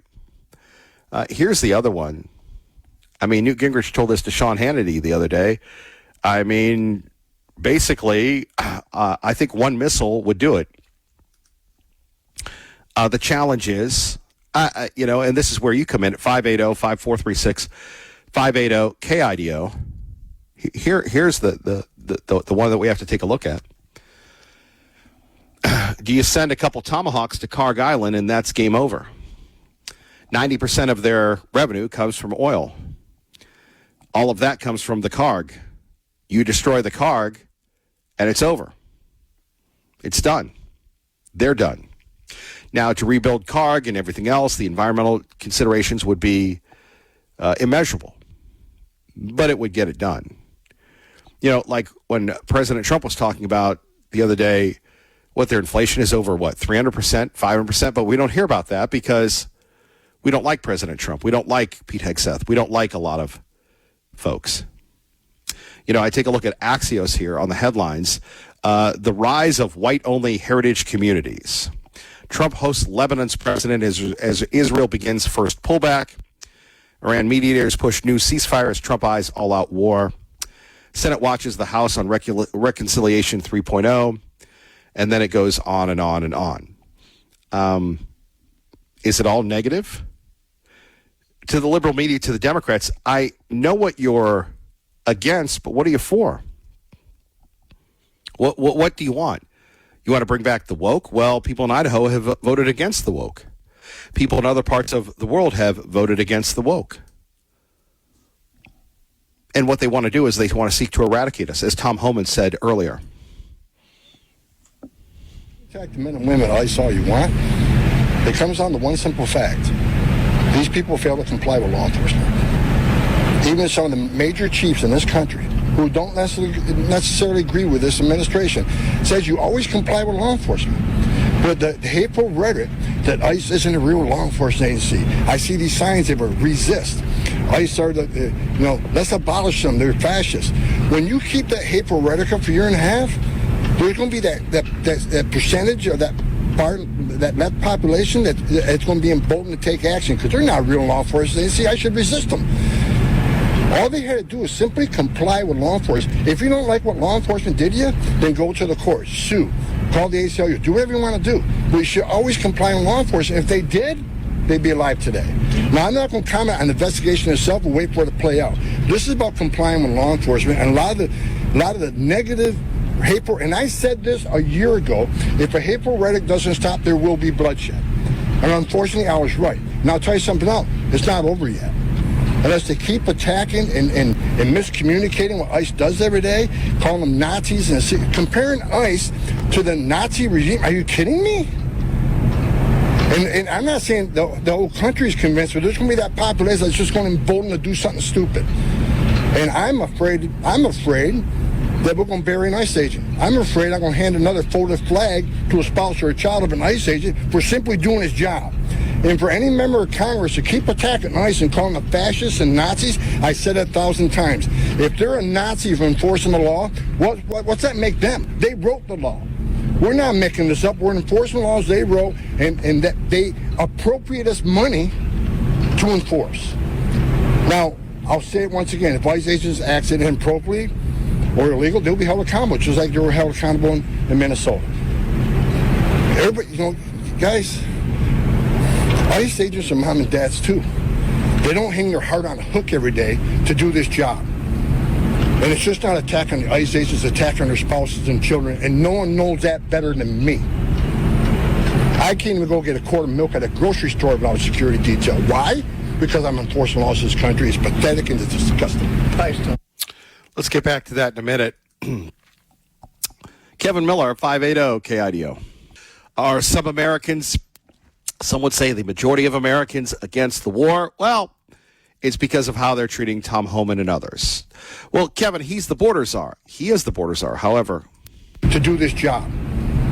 And it's just not attacking the ICE agents, it's attacking their spouses and children, and no one knows that better than me.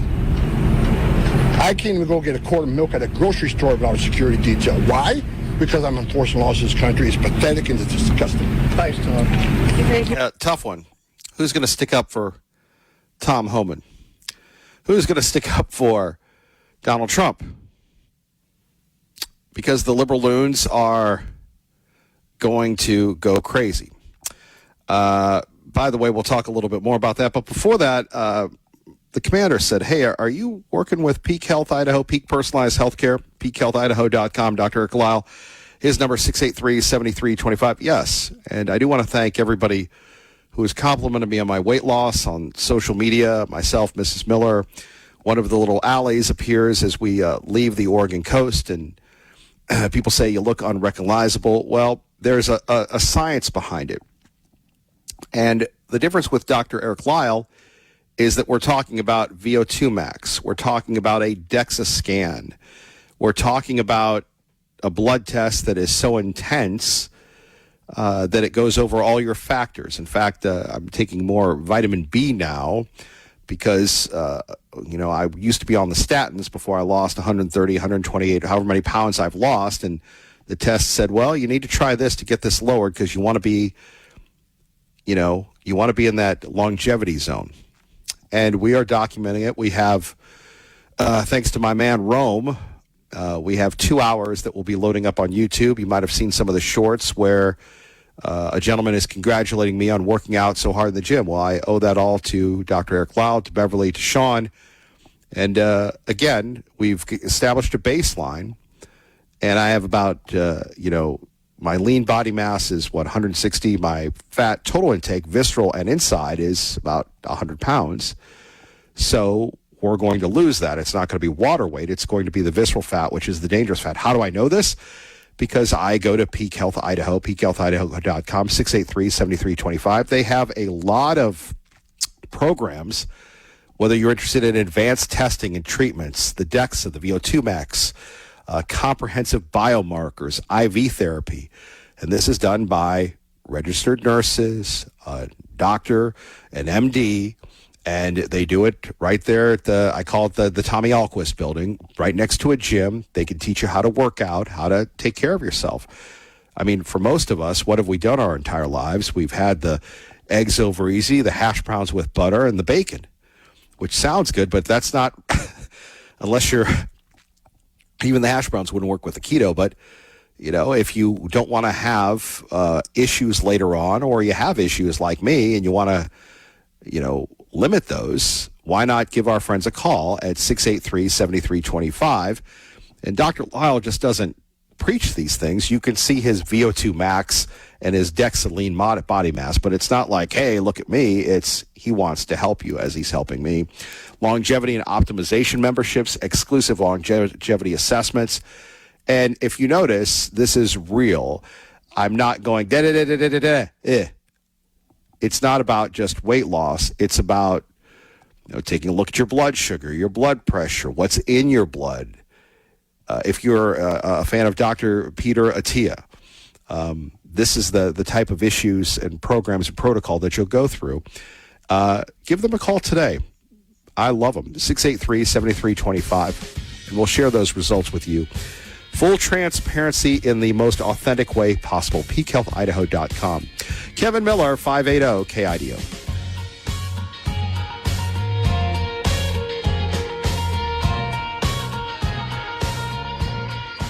About the issues that matter to you, and we have people saying it's time for the war to be over. Pretty wild stuff. Also, the Democratic Party, and people are worried that, again, the midterms are going to be horrible. Has it really been baked in? We'll talk more about that. Don't forget, coming up this afternoon, our great friend, Lars Larson. Looking forward to what Lars has to say. Lars loves taking your calls, and I love it when he always says, thanks for calling in on KIDO. And it's a national show. Kind of like Jared Halpern, who joins us now from the White House, Fox News Radio. Jared, always great to have you with us, sir. Good morning. I guess I'm just going to hit you with this. Any thoughts on SEC Media Days going on in Tampa? I haven't had a lot of time to look at it. I mean, other than at what point are we just going to have like two conferences, right? I mean, that's kind of what this is moving towards. I mean, it's going to be the SEC and the Big Ten, and the Big Ten's going to have like 45 teams, and the SEC is going to have like 50 teams, and that'll be your college football season. No, it kind of reminds me of covering political conventions, how ESPN has just embraced this so much, and it's just nonstop. And it obviously, I think it's Go ahead, Jared. similar to like the NFL, right? Because there's no like off season. Like the NFL's success has been creating a year's worth of events, right? Like the draft is a big event, and the combine is a big event, and the schedule release, and college football and ESPN working with college football, I think has tapped into that, right? That even when the season's over, there's always stuff going on and keeping fans engaged. So I guess that's good. But I unfortunately will not be making it to SEC Media Day this year. Yeah, shockingly, it's in Tampa. They continue to move their footprint around. Is it? I mean, I guess this is like a nice place to be. Yeah. I mean usually in the old days. Tampa or Tuscaloosa? That's the question, right? So Tampa, Tuscaloosa, Birmingham, Montgomery. Yeah, I mean these are your options. So Tampa, that's fine. Jared, I suppose we should start with the president. Any World Cup hangover? Of course, the situation with the Iranians. We have the big story from the Washington Post. The Pentagon is running out of money. Where should we begin, sir? Well, I think, obviously the Pentagon story is important because this afternoon, you're going to have Pete Hegseth and the chairman of the Joint Chiefs, General Dan Kane, in front of the Senate, basically outlining this supplemental spending request that the administration has put forward to try and plus up their budget. Keep in mind, that is on top of the $1.5 trillion budget request that the president has put forward. This is the largest spending request ever for the Pentagon for defense. So it's going to, require, I think, some answers that members of Congress have about where we are with this war that, recall, from its outset, the president thought would be over in a matter of weeks, is now dragged on for months. That memorandum of understanding that included the ceasefire is completely over now. There have been 10 consecutive days of U.S. airstrikes. Iran continues to target not only commercial vessels, but firing at U.S. positions in Jordan and Iraq and other places. We've had 3 U.S. casualties at least over the weekend. And so all of that is raising fresh questions on the Hill about spending, about whether or not Congress should move forward on some sort of war powers resolution, on kind of what is the strategy here. And is President Trump going to restart more expansive strikes, a return to what we would consider major combat operations? The strikes over the last week and a half have been fairly limited in scope. They have targeted Iran's capabilities mostly along the coast, to target ships, to target these U.S. positions. They have not gone sort of across the country as you saw in the early part of this war. And so it is raising a lot of new questions, again, about the strategy here and the president's thinking on how long U.S. forces may be engaged here with Iran. Jared, where is the Republican Party? We have the YOLO conference. We have some nominees that need to get approved. We have the midterms. We have people that are, like Senator Tillis and others that are leaving. Where really is the Republican Party? Obviously, you have the MAGA people, and then you have the others. The YOLO caucus has been interesting to watch. It's kind of a thing in the Senate right now, as you point out, with these retiring or primary defeated senators who suddenly are kind of free agents and don't need kind of to stay on the president's coattails. And you're seeing that play out, I think, largely with this confirmation vote that is upcoming on Todd Blanche to be Attorney General. You have seen questions from John Cornyn, who lost the primary against a Trump-endorsed challenger. You have seen questions from Tom Tillis, who is retiring. You have seen questions from other nominees, from Bill Cassidy, who lost in a primary against a Trump endorsed candidate. So, I don't think, listen, the Republican Party is dealing with what parties often deal with when you have narrow majorities, and that is it takes an awful lot of consensus building because you can't have many defections. It's not an unusual problem. It creates a challenge, and certainly in an election year, it expounds those challenges because you do have members now that are kind of looking at every vote through this telescope view. It's magnified. It's a big deal. And so it is going to cause headaches for the next couple of weeks, to be sure. So far, we've not seen signs that, you're going to have like mass defections or like, a big pushback against President Trump. But keep in mind, with the majorities that the Republicans have in both the House, it doesn't take a lot of members to create that rift. And that's certainly what we've seen play out here over the last several weeks. Finally, Sean Hannity interviewing Lindsey Graham's sister. She's going to run for the seat. What's the political fallout on that, do you think? That's going to be interesting. She was initially put in there without any expectation that she would run. It was kind of characterized at the time as a caretaker position, that she would serve out the end of the year and allow candidates to run for the nomination, for the Republican nomination, without being a sitting senator. And certainly President Trump and others have leaned on her to make that run. It's going to come as a disappointment to members of the South Carolina House, because you have folks that are already announcing that are going to get in the race, that were kind of hoping for President Trump's endorsement. He gave it preemptively to Lindsey Graham's sister, to Darlene, and now we'll see. I mean, she's not going to be coronated here. There is going to be a primary election, a special primary in a couple of weeks, and it'll be interesting to see what that ends up looking like, how involved does President Trump get, and kind of whether or not Darlene Graham is immune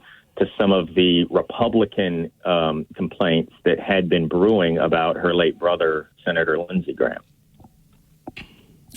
Jared, we could go on and on, but we know you're very busy. We always respect your work, and thank you for your time, sir. Sure thing. Take care.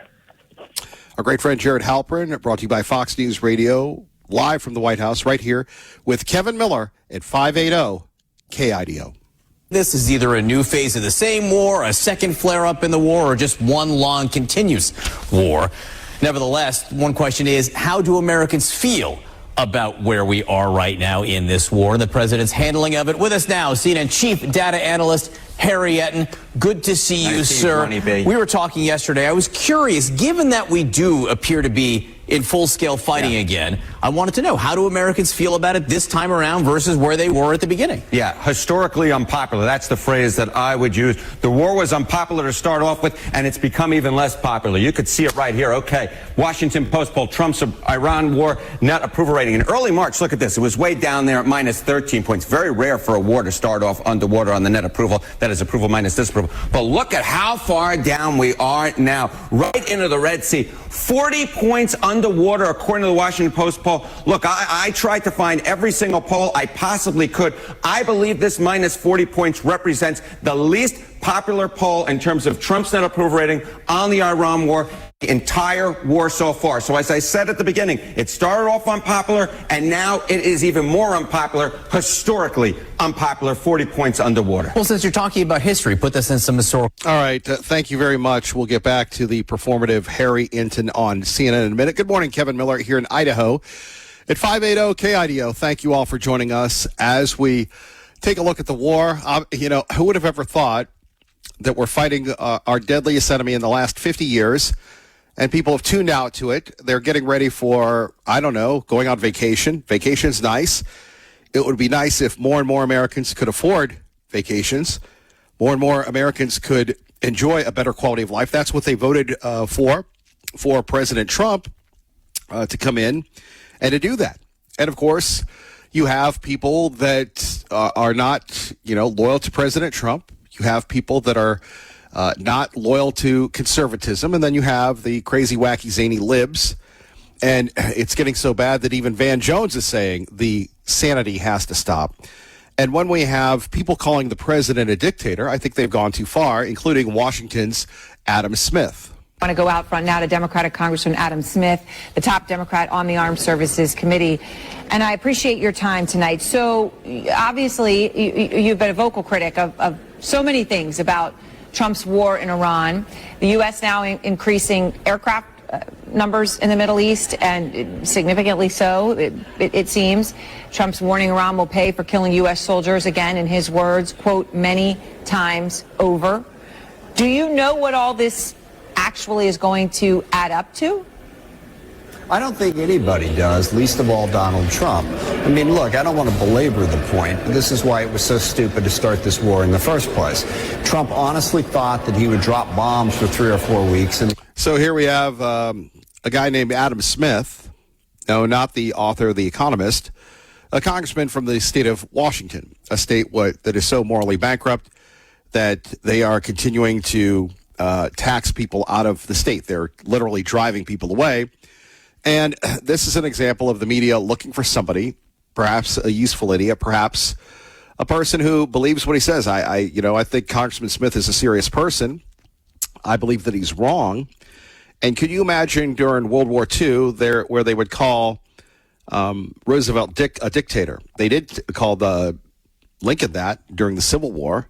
They called him a lot of names. But all this does is help the enemy. I'm looking at the cover of the Drudge today, Drudge Report, and it says Pentagon out of money. Well, look, we're going to see politics become performative in the Senate today. And, I was emailing a friend of mine. I said, I don't really understand it anymore. Yeah, there always used to be a game to it.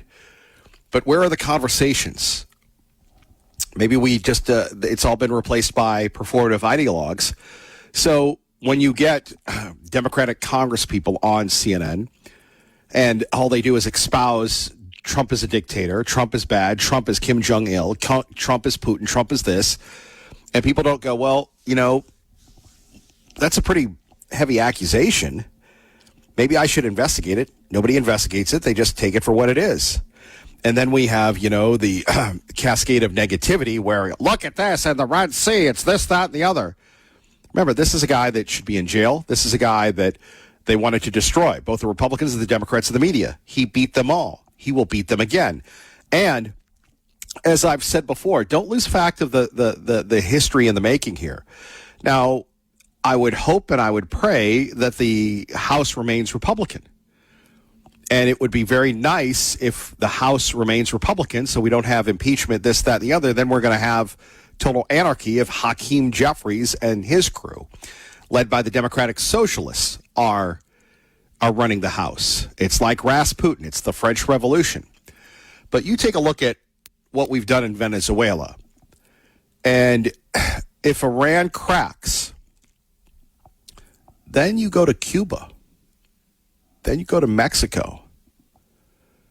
At the end of the term, despite the criticism, despite the short-arming, despite everything else,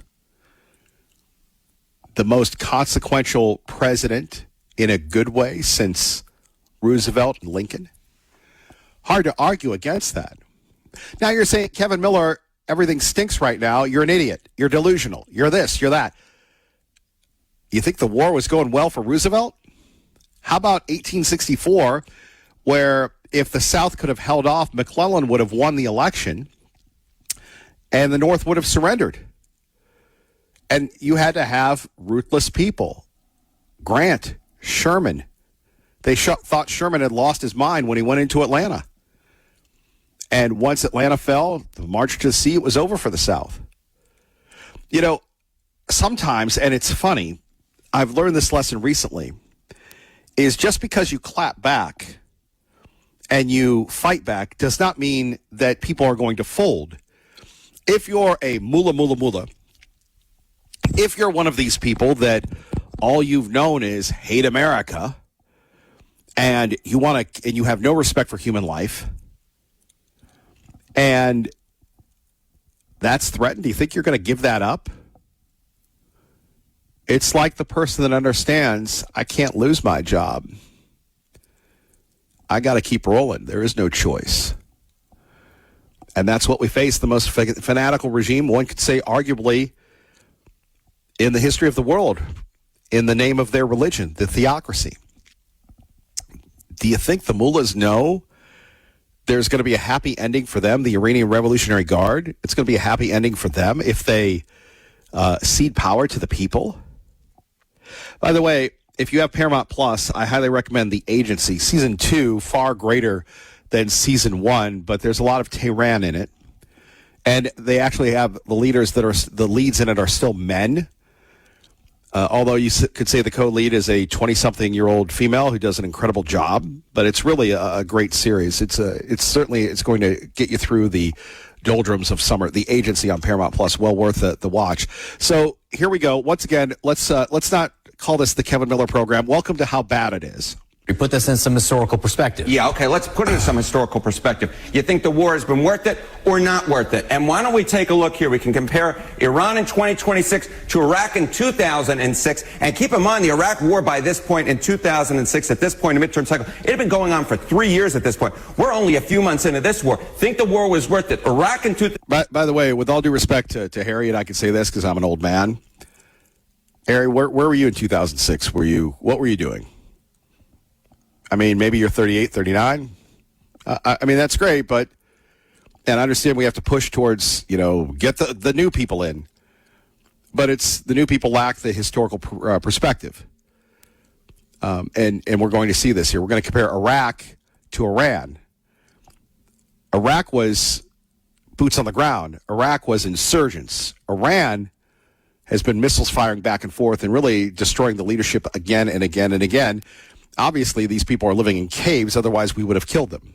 2006, 58% said it was not worth it. And again, that was 3 years into that war. Look at this now. You think that 58% was high in terms of not worth it? 68% of Americans, more than 2 in 3, say the Iran war was not worth it. Just 28%, less than a third of Americans now. 580-5436, 580-KIDO. Do you agree with the CNN rantings here? Maybe you do. We would love to hear from you.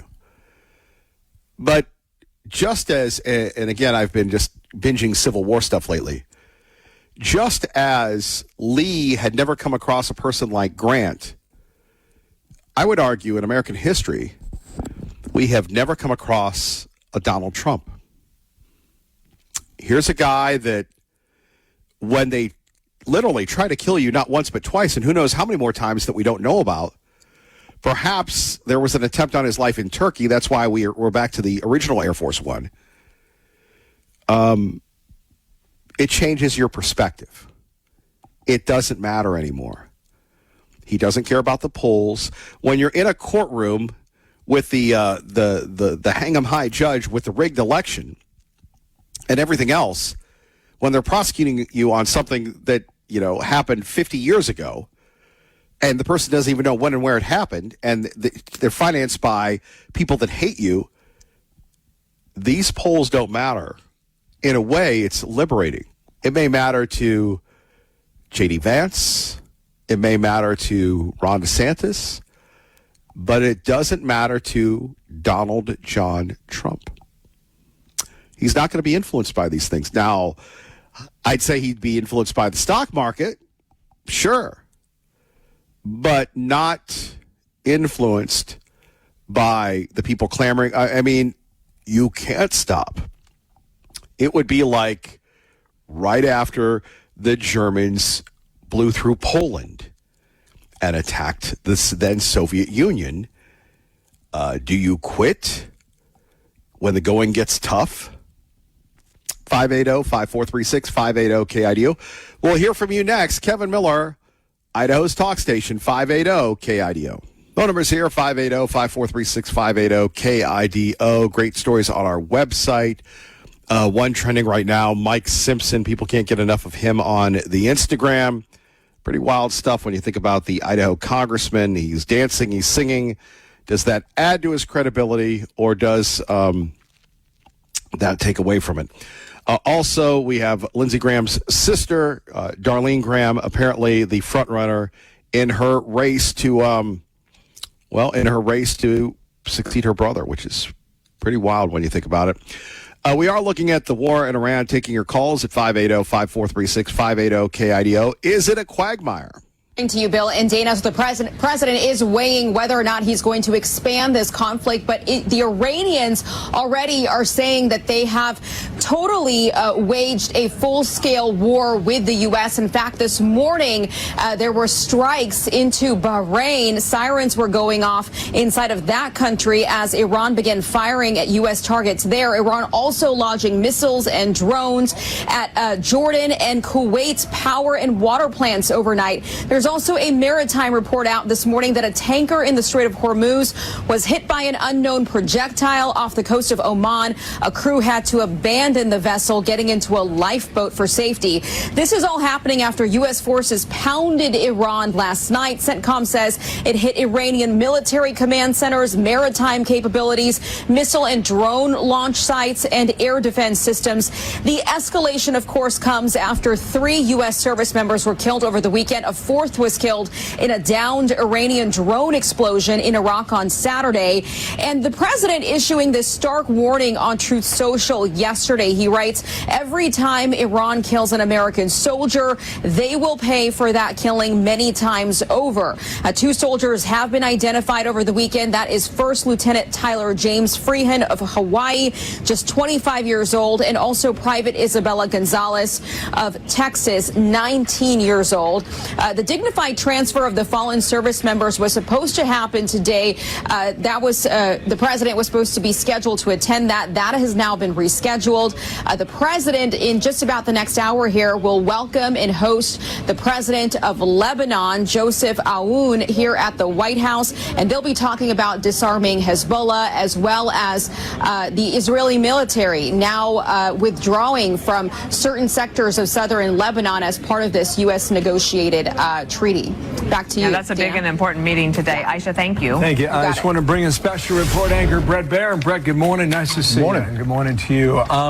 There's talk of a 10-day ceasefire. I don't know how real it is or not. There's talk about making 2 different routes to the Strait of Hormuz, one that would favor the Iranians and one would favor the rest of the world.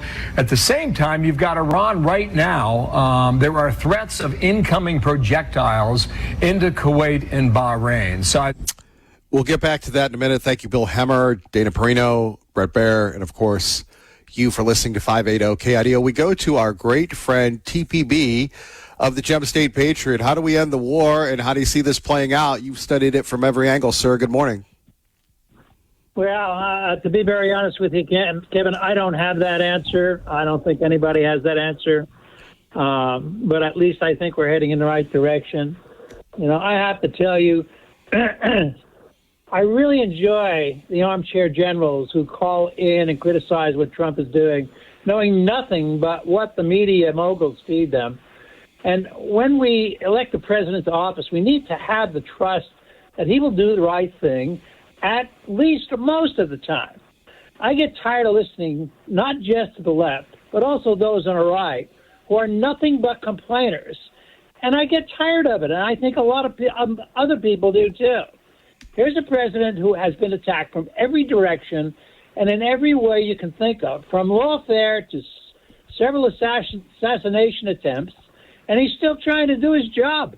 You know, during the first term, we had the best 4 years economically in over 40 years. Yet, he lost his bid for re-election to a bozo who didn't even campaign but stayed in his basement because he didn't have all of his faculties. Yet, even though he lost to a man who had serious health problems, he had the courage to come back and run again so he could finish the job he started. His second term started off with one of the biggest tax cuts for Americans in our history and executive orders that eased restrictions on drilling and so many other restrictive acts that Biden put in place along with Obama. You know, like I have said so many times, we live in a world of sound bites, and too many only listen to the critical sound bites and not to the positive things that are happening.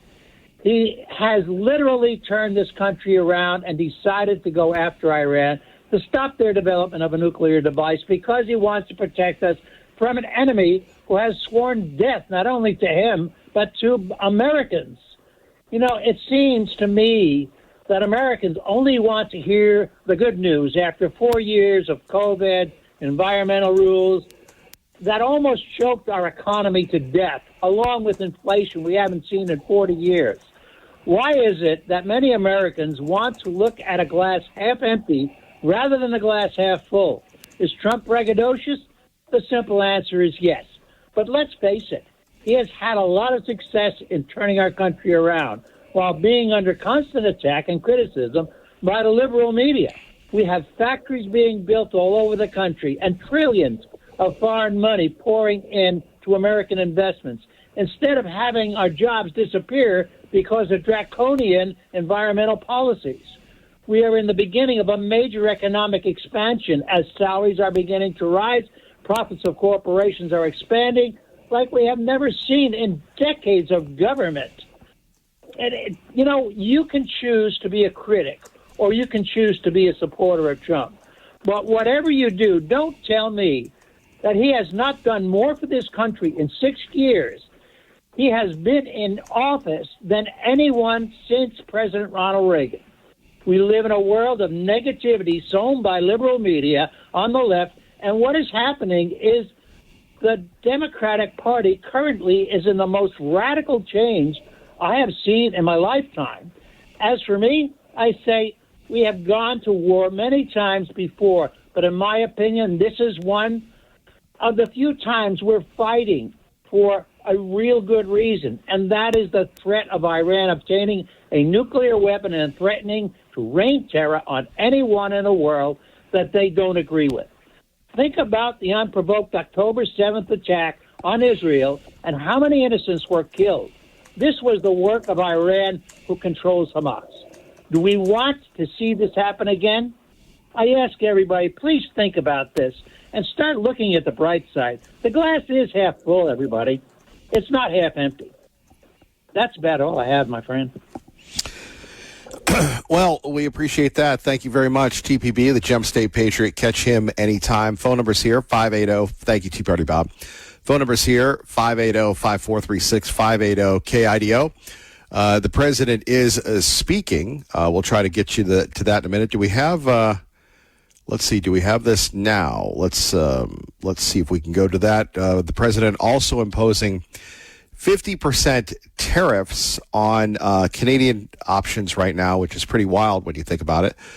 But the president, once again, you can criticize him all we want. Him saying right now that we're not finished yet when we're talking about with Iran at all, and quite frankly, we shouldn't be.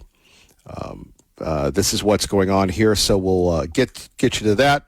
We could take a break, but we're going to try to effort the president right now, and let's see. We have that. We don't have this live. Let's see if we can roll on that as well. Phone number's here, 580-5436, 580.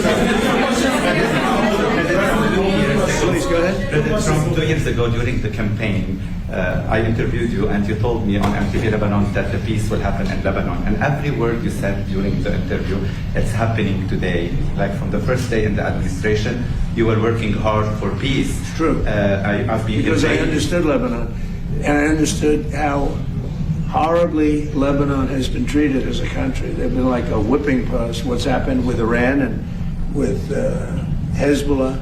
But Lebanon's been treated very incredibly badly. And maybe I'm a little prejudiced in favor of Lebanon because I have so many Lebanese friends. You're not at all.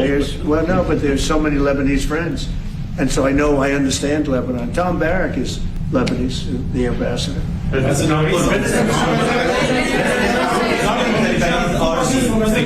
Lebanese army, President Amda, the Lebanese army currently have the funding, equipment, and manpower necessary to implement the agreement, or you are asking today President Trump for additional U.S. assistance today to do the job? Definitely, with the support of President Trump, and we spoke on the phone, and I told him I need two things from you: political support and supporting. That's the Lebanese president. We'll get back to President Trump in a minute. First to Ron Grant. Paid for by Ron Grant, your safer money specialist. And you know, it's not often we move from the president to Ron Grant, but we love Ronnie G. Hello, Ronnie G. Hello, buddy. How you doing? Not bad. Trying to find the solution when it comes to money when we're talking percentages and planning. Are all retirement plans equal? Are all percentages accurate? Absolutely not. Not all plans are created equal. You know, the financial planners like to talk about the 4% rule that's been around for over 30-some years. You know, that's highly exposed to market volatility, number one. Number two, income is at risk during downturns. And number three, you got to sell assets to generate anything. And what if you have to sell short? Plus, don't forget, you're paying asset under management and fiduciary fees that are taking some of that 4% out. And what if you're not making 4%? Now you have another problem. So my clients and I, we don't worry about that. We want a lot of income, and we want to make sure it's 100% safe, where we can't lose the principal and we can't lose the gains. And the nice thing about it is if we're married, when one spouse passes, the other spouse will get that income for the rest of their life. And then when they've passed, whatever's left goes to the beneficiary. You know, the problem is we're living longer. It's not a problem, but we are living longer, and we need money for a longer period of time. And to have your dignity money in the Wall Street casino, to me, is just not right. My clients and I, we don't believe in that. We believe in an insurance-based product with a lifetime guarantee where we can't lose the principal or the gains. Ron, how can people get a hold of you to discuss these things? Do you have any resources available for people? Yes, sir. Knowledge is power. I've got a great educational website that you can go on 24/7. Articles to read, videos to take a look at. SaferMoneySpecialist.com. But, you know, let's have a conversation right here in the Treasure Valley about how to have a guaranteed income you can't outlive. Zero stock market risk. And most importantly, Kevin, legacy protection for you and your family. 208-660-1372 reaches me. Ron Grant, we appreciate your outreach right here at 580 KIDO, sir. Appreciate you, buddy. Have a wonderful day. Paid for by Ron Grant, your safer money specialist. And there we have it, the president calling off the news conference. That's about it. We'll share with you what he has to say. Actually, why don't we do this? This is some of the highlights here. Do we have this, Sweet William? Other front in the war. This is what happens. So far, it hasn't happened. Might happen. But we take care of things. If something like that happens, we take care of it. You know, we've done that with the Houthis before. Houthis. And we haven't heard from them in a while since we did what we did originally. That was about 45 days of very powerful action we took against the Houthis. And we've had no problem with the Houthis. They've had no problem with us for a long period of time, including during this conflict. I think that if there is something like that, we'll just have to take care of business. In other words, if the Houthis and the Blowfish decide to jump in for a swim, they're going to be shark-infested waters. Phone numbers here, 580-5436, 580-KIDO. Always appreciate you hanging out with us. More of your phone calls next. Kevin Miller, 580-KIDO. He runs the out route. You wake up this morning saying A.J. Brown has had a better day than CeeDee Lamb? You know what you wake up saying, though? A.J. Brown's team is 1-0. Of course. Right, like that's what, I get it. But the thing is this, though, and we shouldn't do this on TV. And so I apologize if Uh-oh. This is what got this guy fired. Stay tuned. You won't believe this one. people think this is rude. That's the non-player. Oh, stop. CeeDee Lamb is let me tell you why. I'm not saying I'm not looking at fantasy football, Ryan. I'm not. Don't belittle me like that. I could come in and say, as 3X players are saying one thing, and give an alternative perspective that maybe CeeDee Lamb did play well. And Peter, what I need for you to do is not get mad and let me finish for one. Okay, go on. It wasn't about you. It was going to be about me. Okay. as a player, I can't speak for CeeDee Lamb. Yeah, well, Ryan Clark, apparently he got so mad that when he found out his contract was renewed, he didn't finish the segment and left. You ever been that mad at anything? Boy, anger is great if you can afford it. Good morning once again. We're happy to be here, blessed to be with you. Thank you very much for listening. Kevin Miller, 580 KIDO. The president just spoke. We'll talk more about that in a minute. By the way, I know Clay and Buck will have much more on this, as will Sean. Probably more exclusive excerpts from his interview with Lindsey Graham's sister, Senator Graham, who wants to be the senator now. The president is behind that. To me, God bless her. I would never judge her. But, you know, we got rid of political dynasties, or at least we thought we did. Let's take a look at the president here. There are no signs that Iran is ready to stop fighting. So what is the plan? Is the plan to just keep bombing until they give up? There are no signs. Why, do you know something that I don't know? Well, they continue to attack our allies and You kill don't know Americans. what the dialogue is behind the scenes, that they want to meet desperately to try and end it because they're getting decimated. You don't get that when you listen to your fake station, but you don't know. You don't know anything. So talks are you know still something possible, that I don't know? You know, that's a brilliant point by the president of the United States. And, you know, we've lost all respect for public officials. You know, people don't really honor the chain of command anymore. But, okay, you know something more than the president of the United States does. You've been up all night.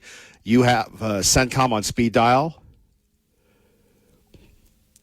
Politics, the media, it's all performative now. And not saying that we're not performative, but we live in Idaho. There's no big spotlight. There's no big giant potato that we're trying to get to. We're trying to have a conversation to make our lives better each and every day. We have a lot of challenges. And let's just shift gears for a moment. We'll get back to the president in a minute. You know, this water crisis. Are we in an undeclared water crisis? Well, Kevin, here you go, coming up with clickbait headlines, but are we in a water crisis? Now, I told you a month ago that there were prominent, well-known cities in Idaho that were going to say, hey, we're shutting off the water. Once I get done here, because, you know, my job doesn't end with the Godless Corporation, we'll start producing content. We're going to take a look at this. And on one hand, we're building, and you take a look at New York. New York has said no to data centers, and yet we continue to build them. Do we have the infrastructure to sustain them? Or are we just allowing... And look, no one who is an elected official should be above reproach. No one who is an elected official should be above reproach, and that's pretty much why we, you know, don't have, you know, ask your neighbor on or ask whomever. Because the media here, with all due respect, there are some that do incredible work. Some of the people that do printed work at the Idaho Statesman, it's fascinating to me, some of the real-life investigative reporting that they do. And then we have others that are going to tell you about the secret ice flights. Does that really serve the purpose? No, what I'd like to see, and again, I have limited bandwidth. I'm trying to reprogram myself through health and weight loss to focus in on being around for a while. Because the flame of liberty needs to continue to be fired up and ready. What I'd like to see is I'd like to see a legitimate discussion, not a performative debate, on the challenges of illegal immigration. We have people now that are, you know, they're speaking out against the abortion people coming back. Well, where have you been for the past 3 or 4 years? And it's funny because I sit here and I live in my own little comfortable cul-de-sac, and I had one Republican operative, you know who this person is, say, look, dude, they have people slandering you, saying you're pro-choice. You could say I'm a fatty. You could say I'm a rhino. You could say whatever, but you can't say that I'm pro-choice. You can't say a lot of things, but people believe the smear, people that don't listen to this program. And maybe they want drug legalization. Maybe they want to exploit people. I don't know. It's a different world that I grew up in and that I grew up in with Howie Chiswick and Rush Limbaugh and Paul Feinbaum. A very different world. But there are real issues that are being ignored. I would like to know, and I do agree with Senator Lenny and others, our friend Theo Wold and all the other folks that wanted to pass legislation to reveal the numbers of foreign-born students that are being educated in Idaho schools. I think we as Americans have a right to know that. You know, you take a look at our school system, and this is where, there's a big issue. We spend a lot of money on our schools. I have the state school superintendent that probably will never talk to me. Why? Because I question the validity of that very department.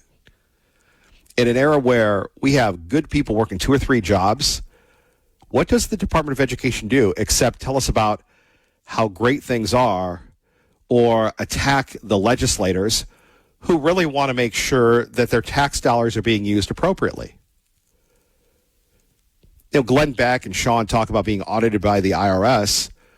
I think, sadly, we could audit our state school budget and still wonder what the heck's going on. That's not an attack on teachers and educators and students. I could not do anything for the rest of my life and still have done more in this state than anybody else and probably rival anybody in the country when it comes to education issues. It's not about promoting Kevin Miller. It's about promoting the truth. It's about making our community better.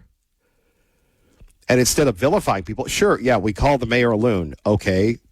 I think it's loony that she's at a comic book store when traffic stinks, taxes are going up, and wasn't elected to be a social media influencer. Give it to Mike Simpson, Congressman Simpson. He can do 2 things at once. I don't think the Boise mayor can. But back to my point being that how about a legitimate investigative report about how many crimes are committed by people that are in the country illegally? We lost a head of a family recently, a father, because of an illegal crashing into them. Glenn in Nampa, his car was vandalized. We have the little precious girl killed on Harrison Boulevard. We have other things happening. And instead of addressing this in a real-life competitive way where we include everyone, we have people calling Kevin Miller and others racist and such. And I'm a racist because I want to know if my tax dollars are not going to people in Idaho. I'm a racist because I've spoken out against people getting in-state tuition that are not even American citizens.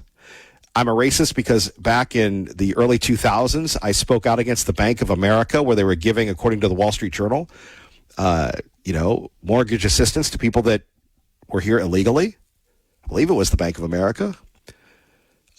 That was the rave back then, and maybe it still is. I'm saying you have to take care of your own people, and if we don't have pride in our own people, and this is people that have come into the country illegally or that have rectified their immigration status, because everyone that embraces our system and respects our laws and our culture obviously should be part of the American dream. And I go back to our school systems. How much money? See, if the truth ever came out of how much money is actually being spent, that would be a game changer. And look, do I respect people that are dependent on foreign workers? Yes. But there has to be a way of transparency and accountability. If we just want to say, look, we need these folks, and this is what it's costing us, then, again, I go back to my argument, and it drives Tea Party Bob and Al crazy. We're a socialist country, because what we're doing here is we are supplementing the businesses because they don't pay health care. They don't pay this. They don't pay that. When someone gets sick or someone needs their kids educated, we pay for that. We're subsidized. So in other words, socialism. And there has to be a way, without the vitriol from the left and the right, of making that happen. And, it's very frustrating to be on the right when you have people that attack you for being pro-life. So I welcome the conversation. I welcome the dialogue and even the debate on the issue. One of the greatest things that I love is every year we go to Idaho Chooses Life, and David Ripley gives me a chance to introduce him. And you can't tell me when I see the beautiful families at Eagle Christian Church that there's anything wrong with those people. They're truly blessings, as are you. And I know it's a challenging time, but you know that's the duty, that's the mantle that we all inherit from being great Americans. You know, I think it wasn't tough during the Oregon Trail. I mean, I'm on my way back from the Oregon coast, and there are many Oregon trails. That wasn't easy for them, and it's not easy for you, but we're with you every step of the way. God bless you. Keep the faith, and Kevin Miller loves you.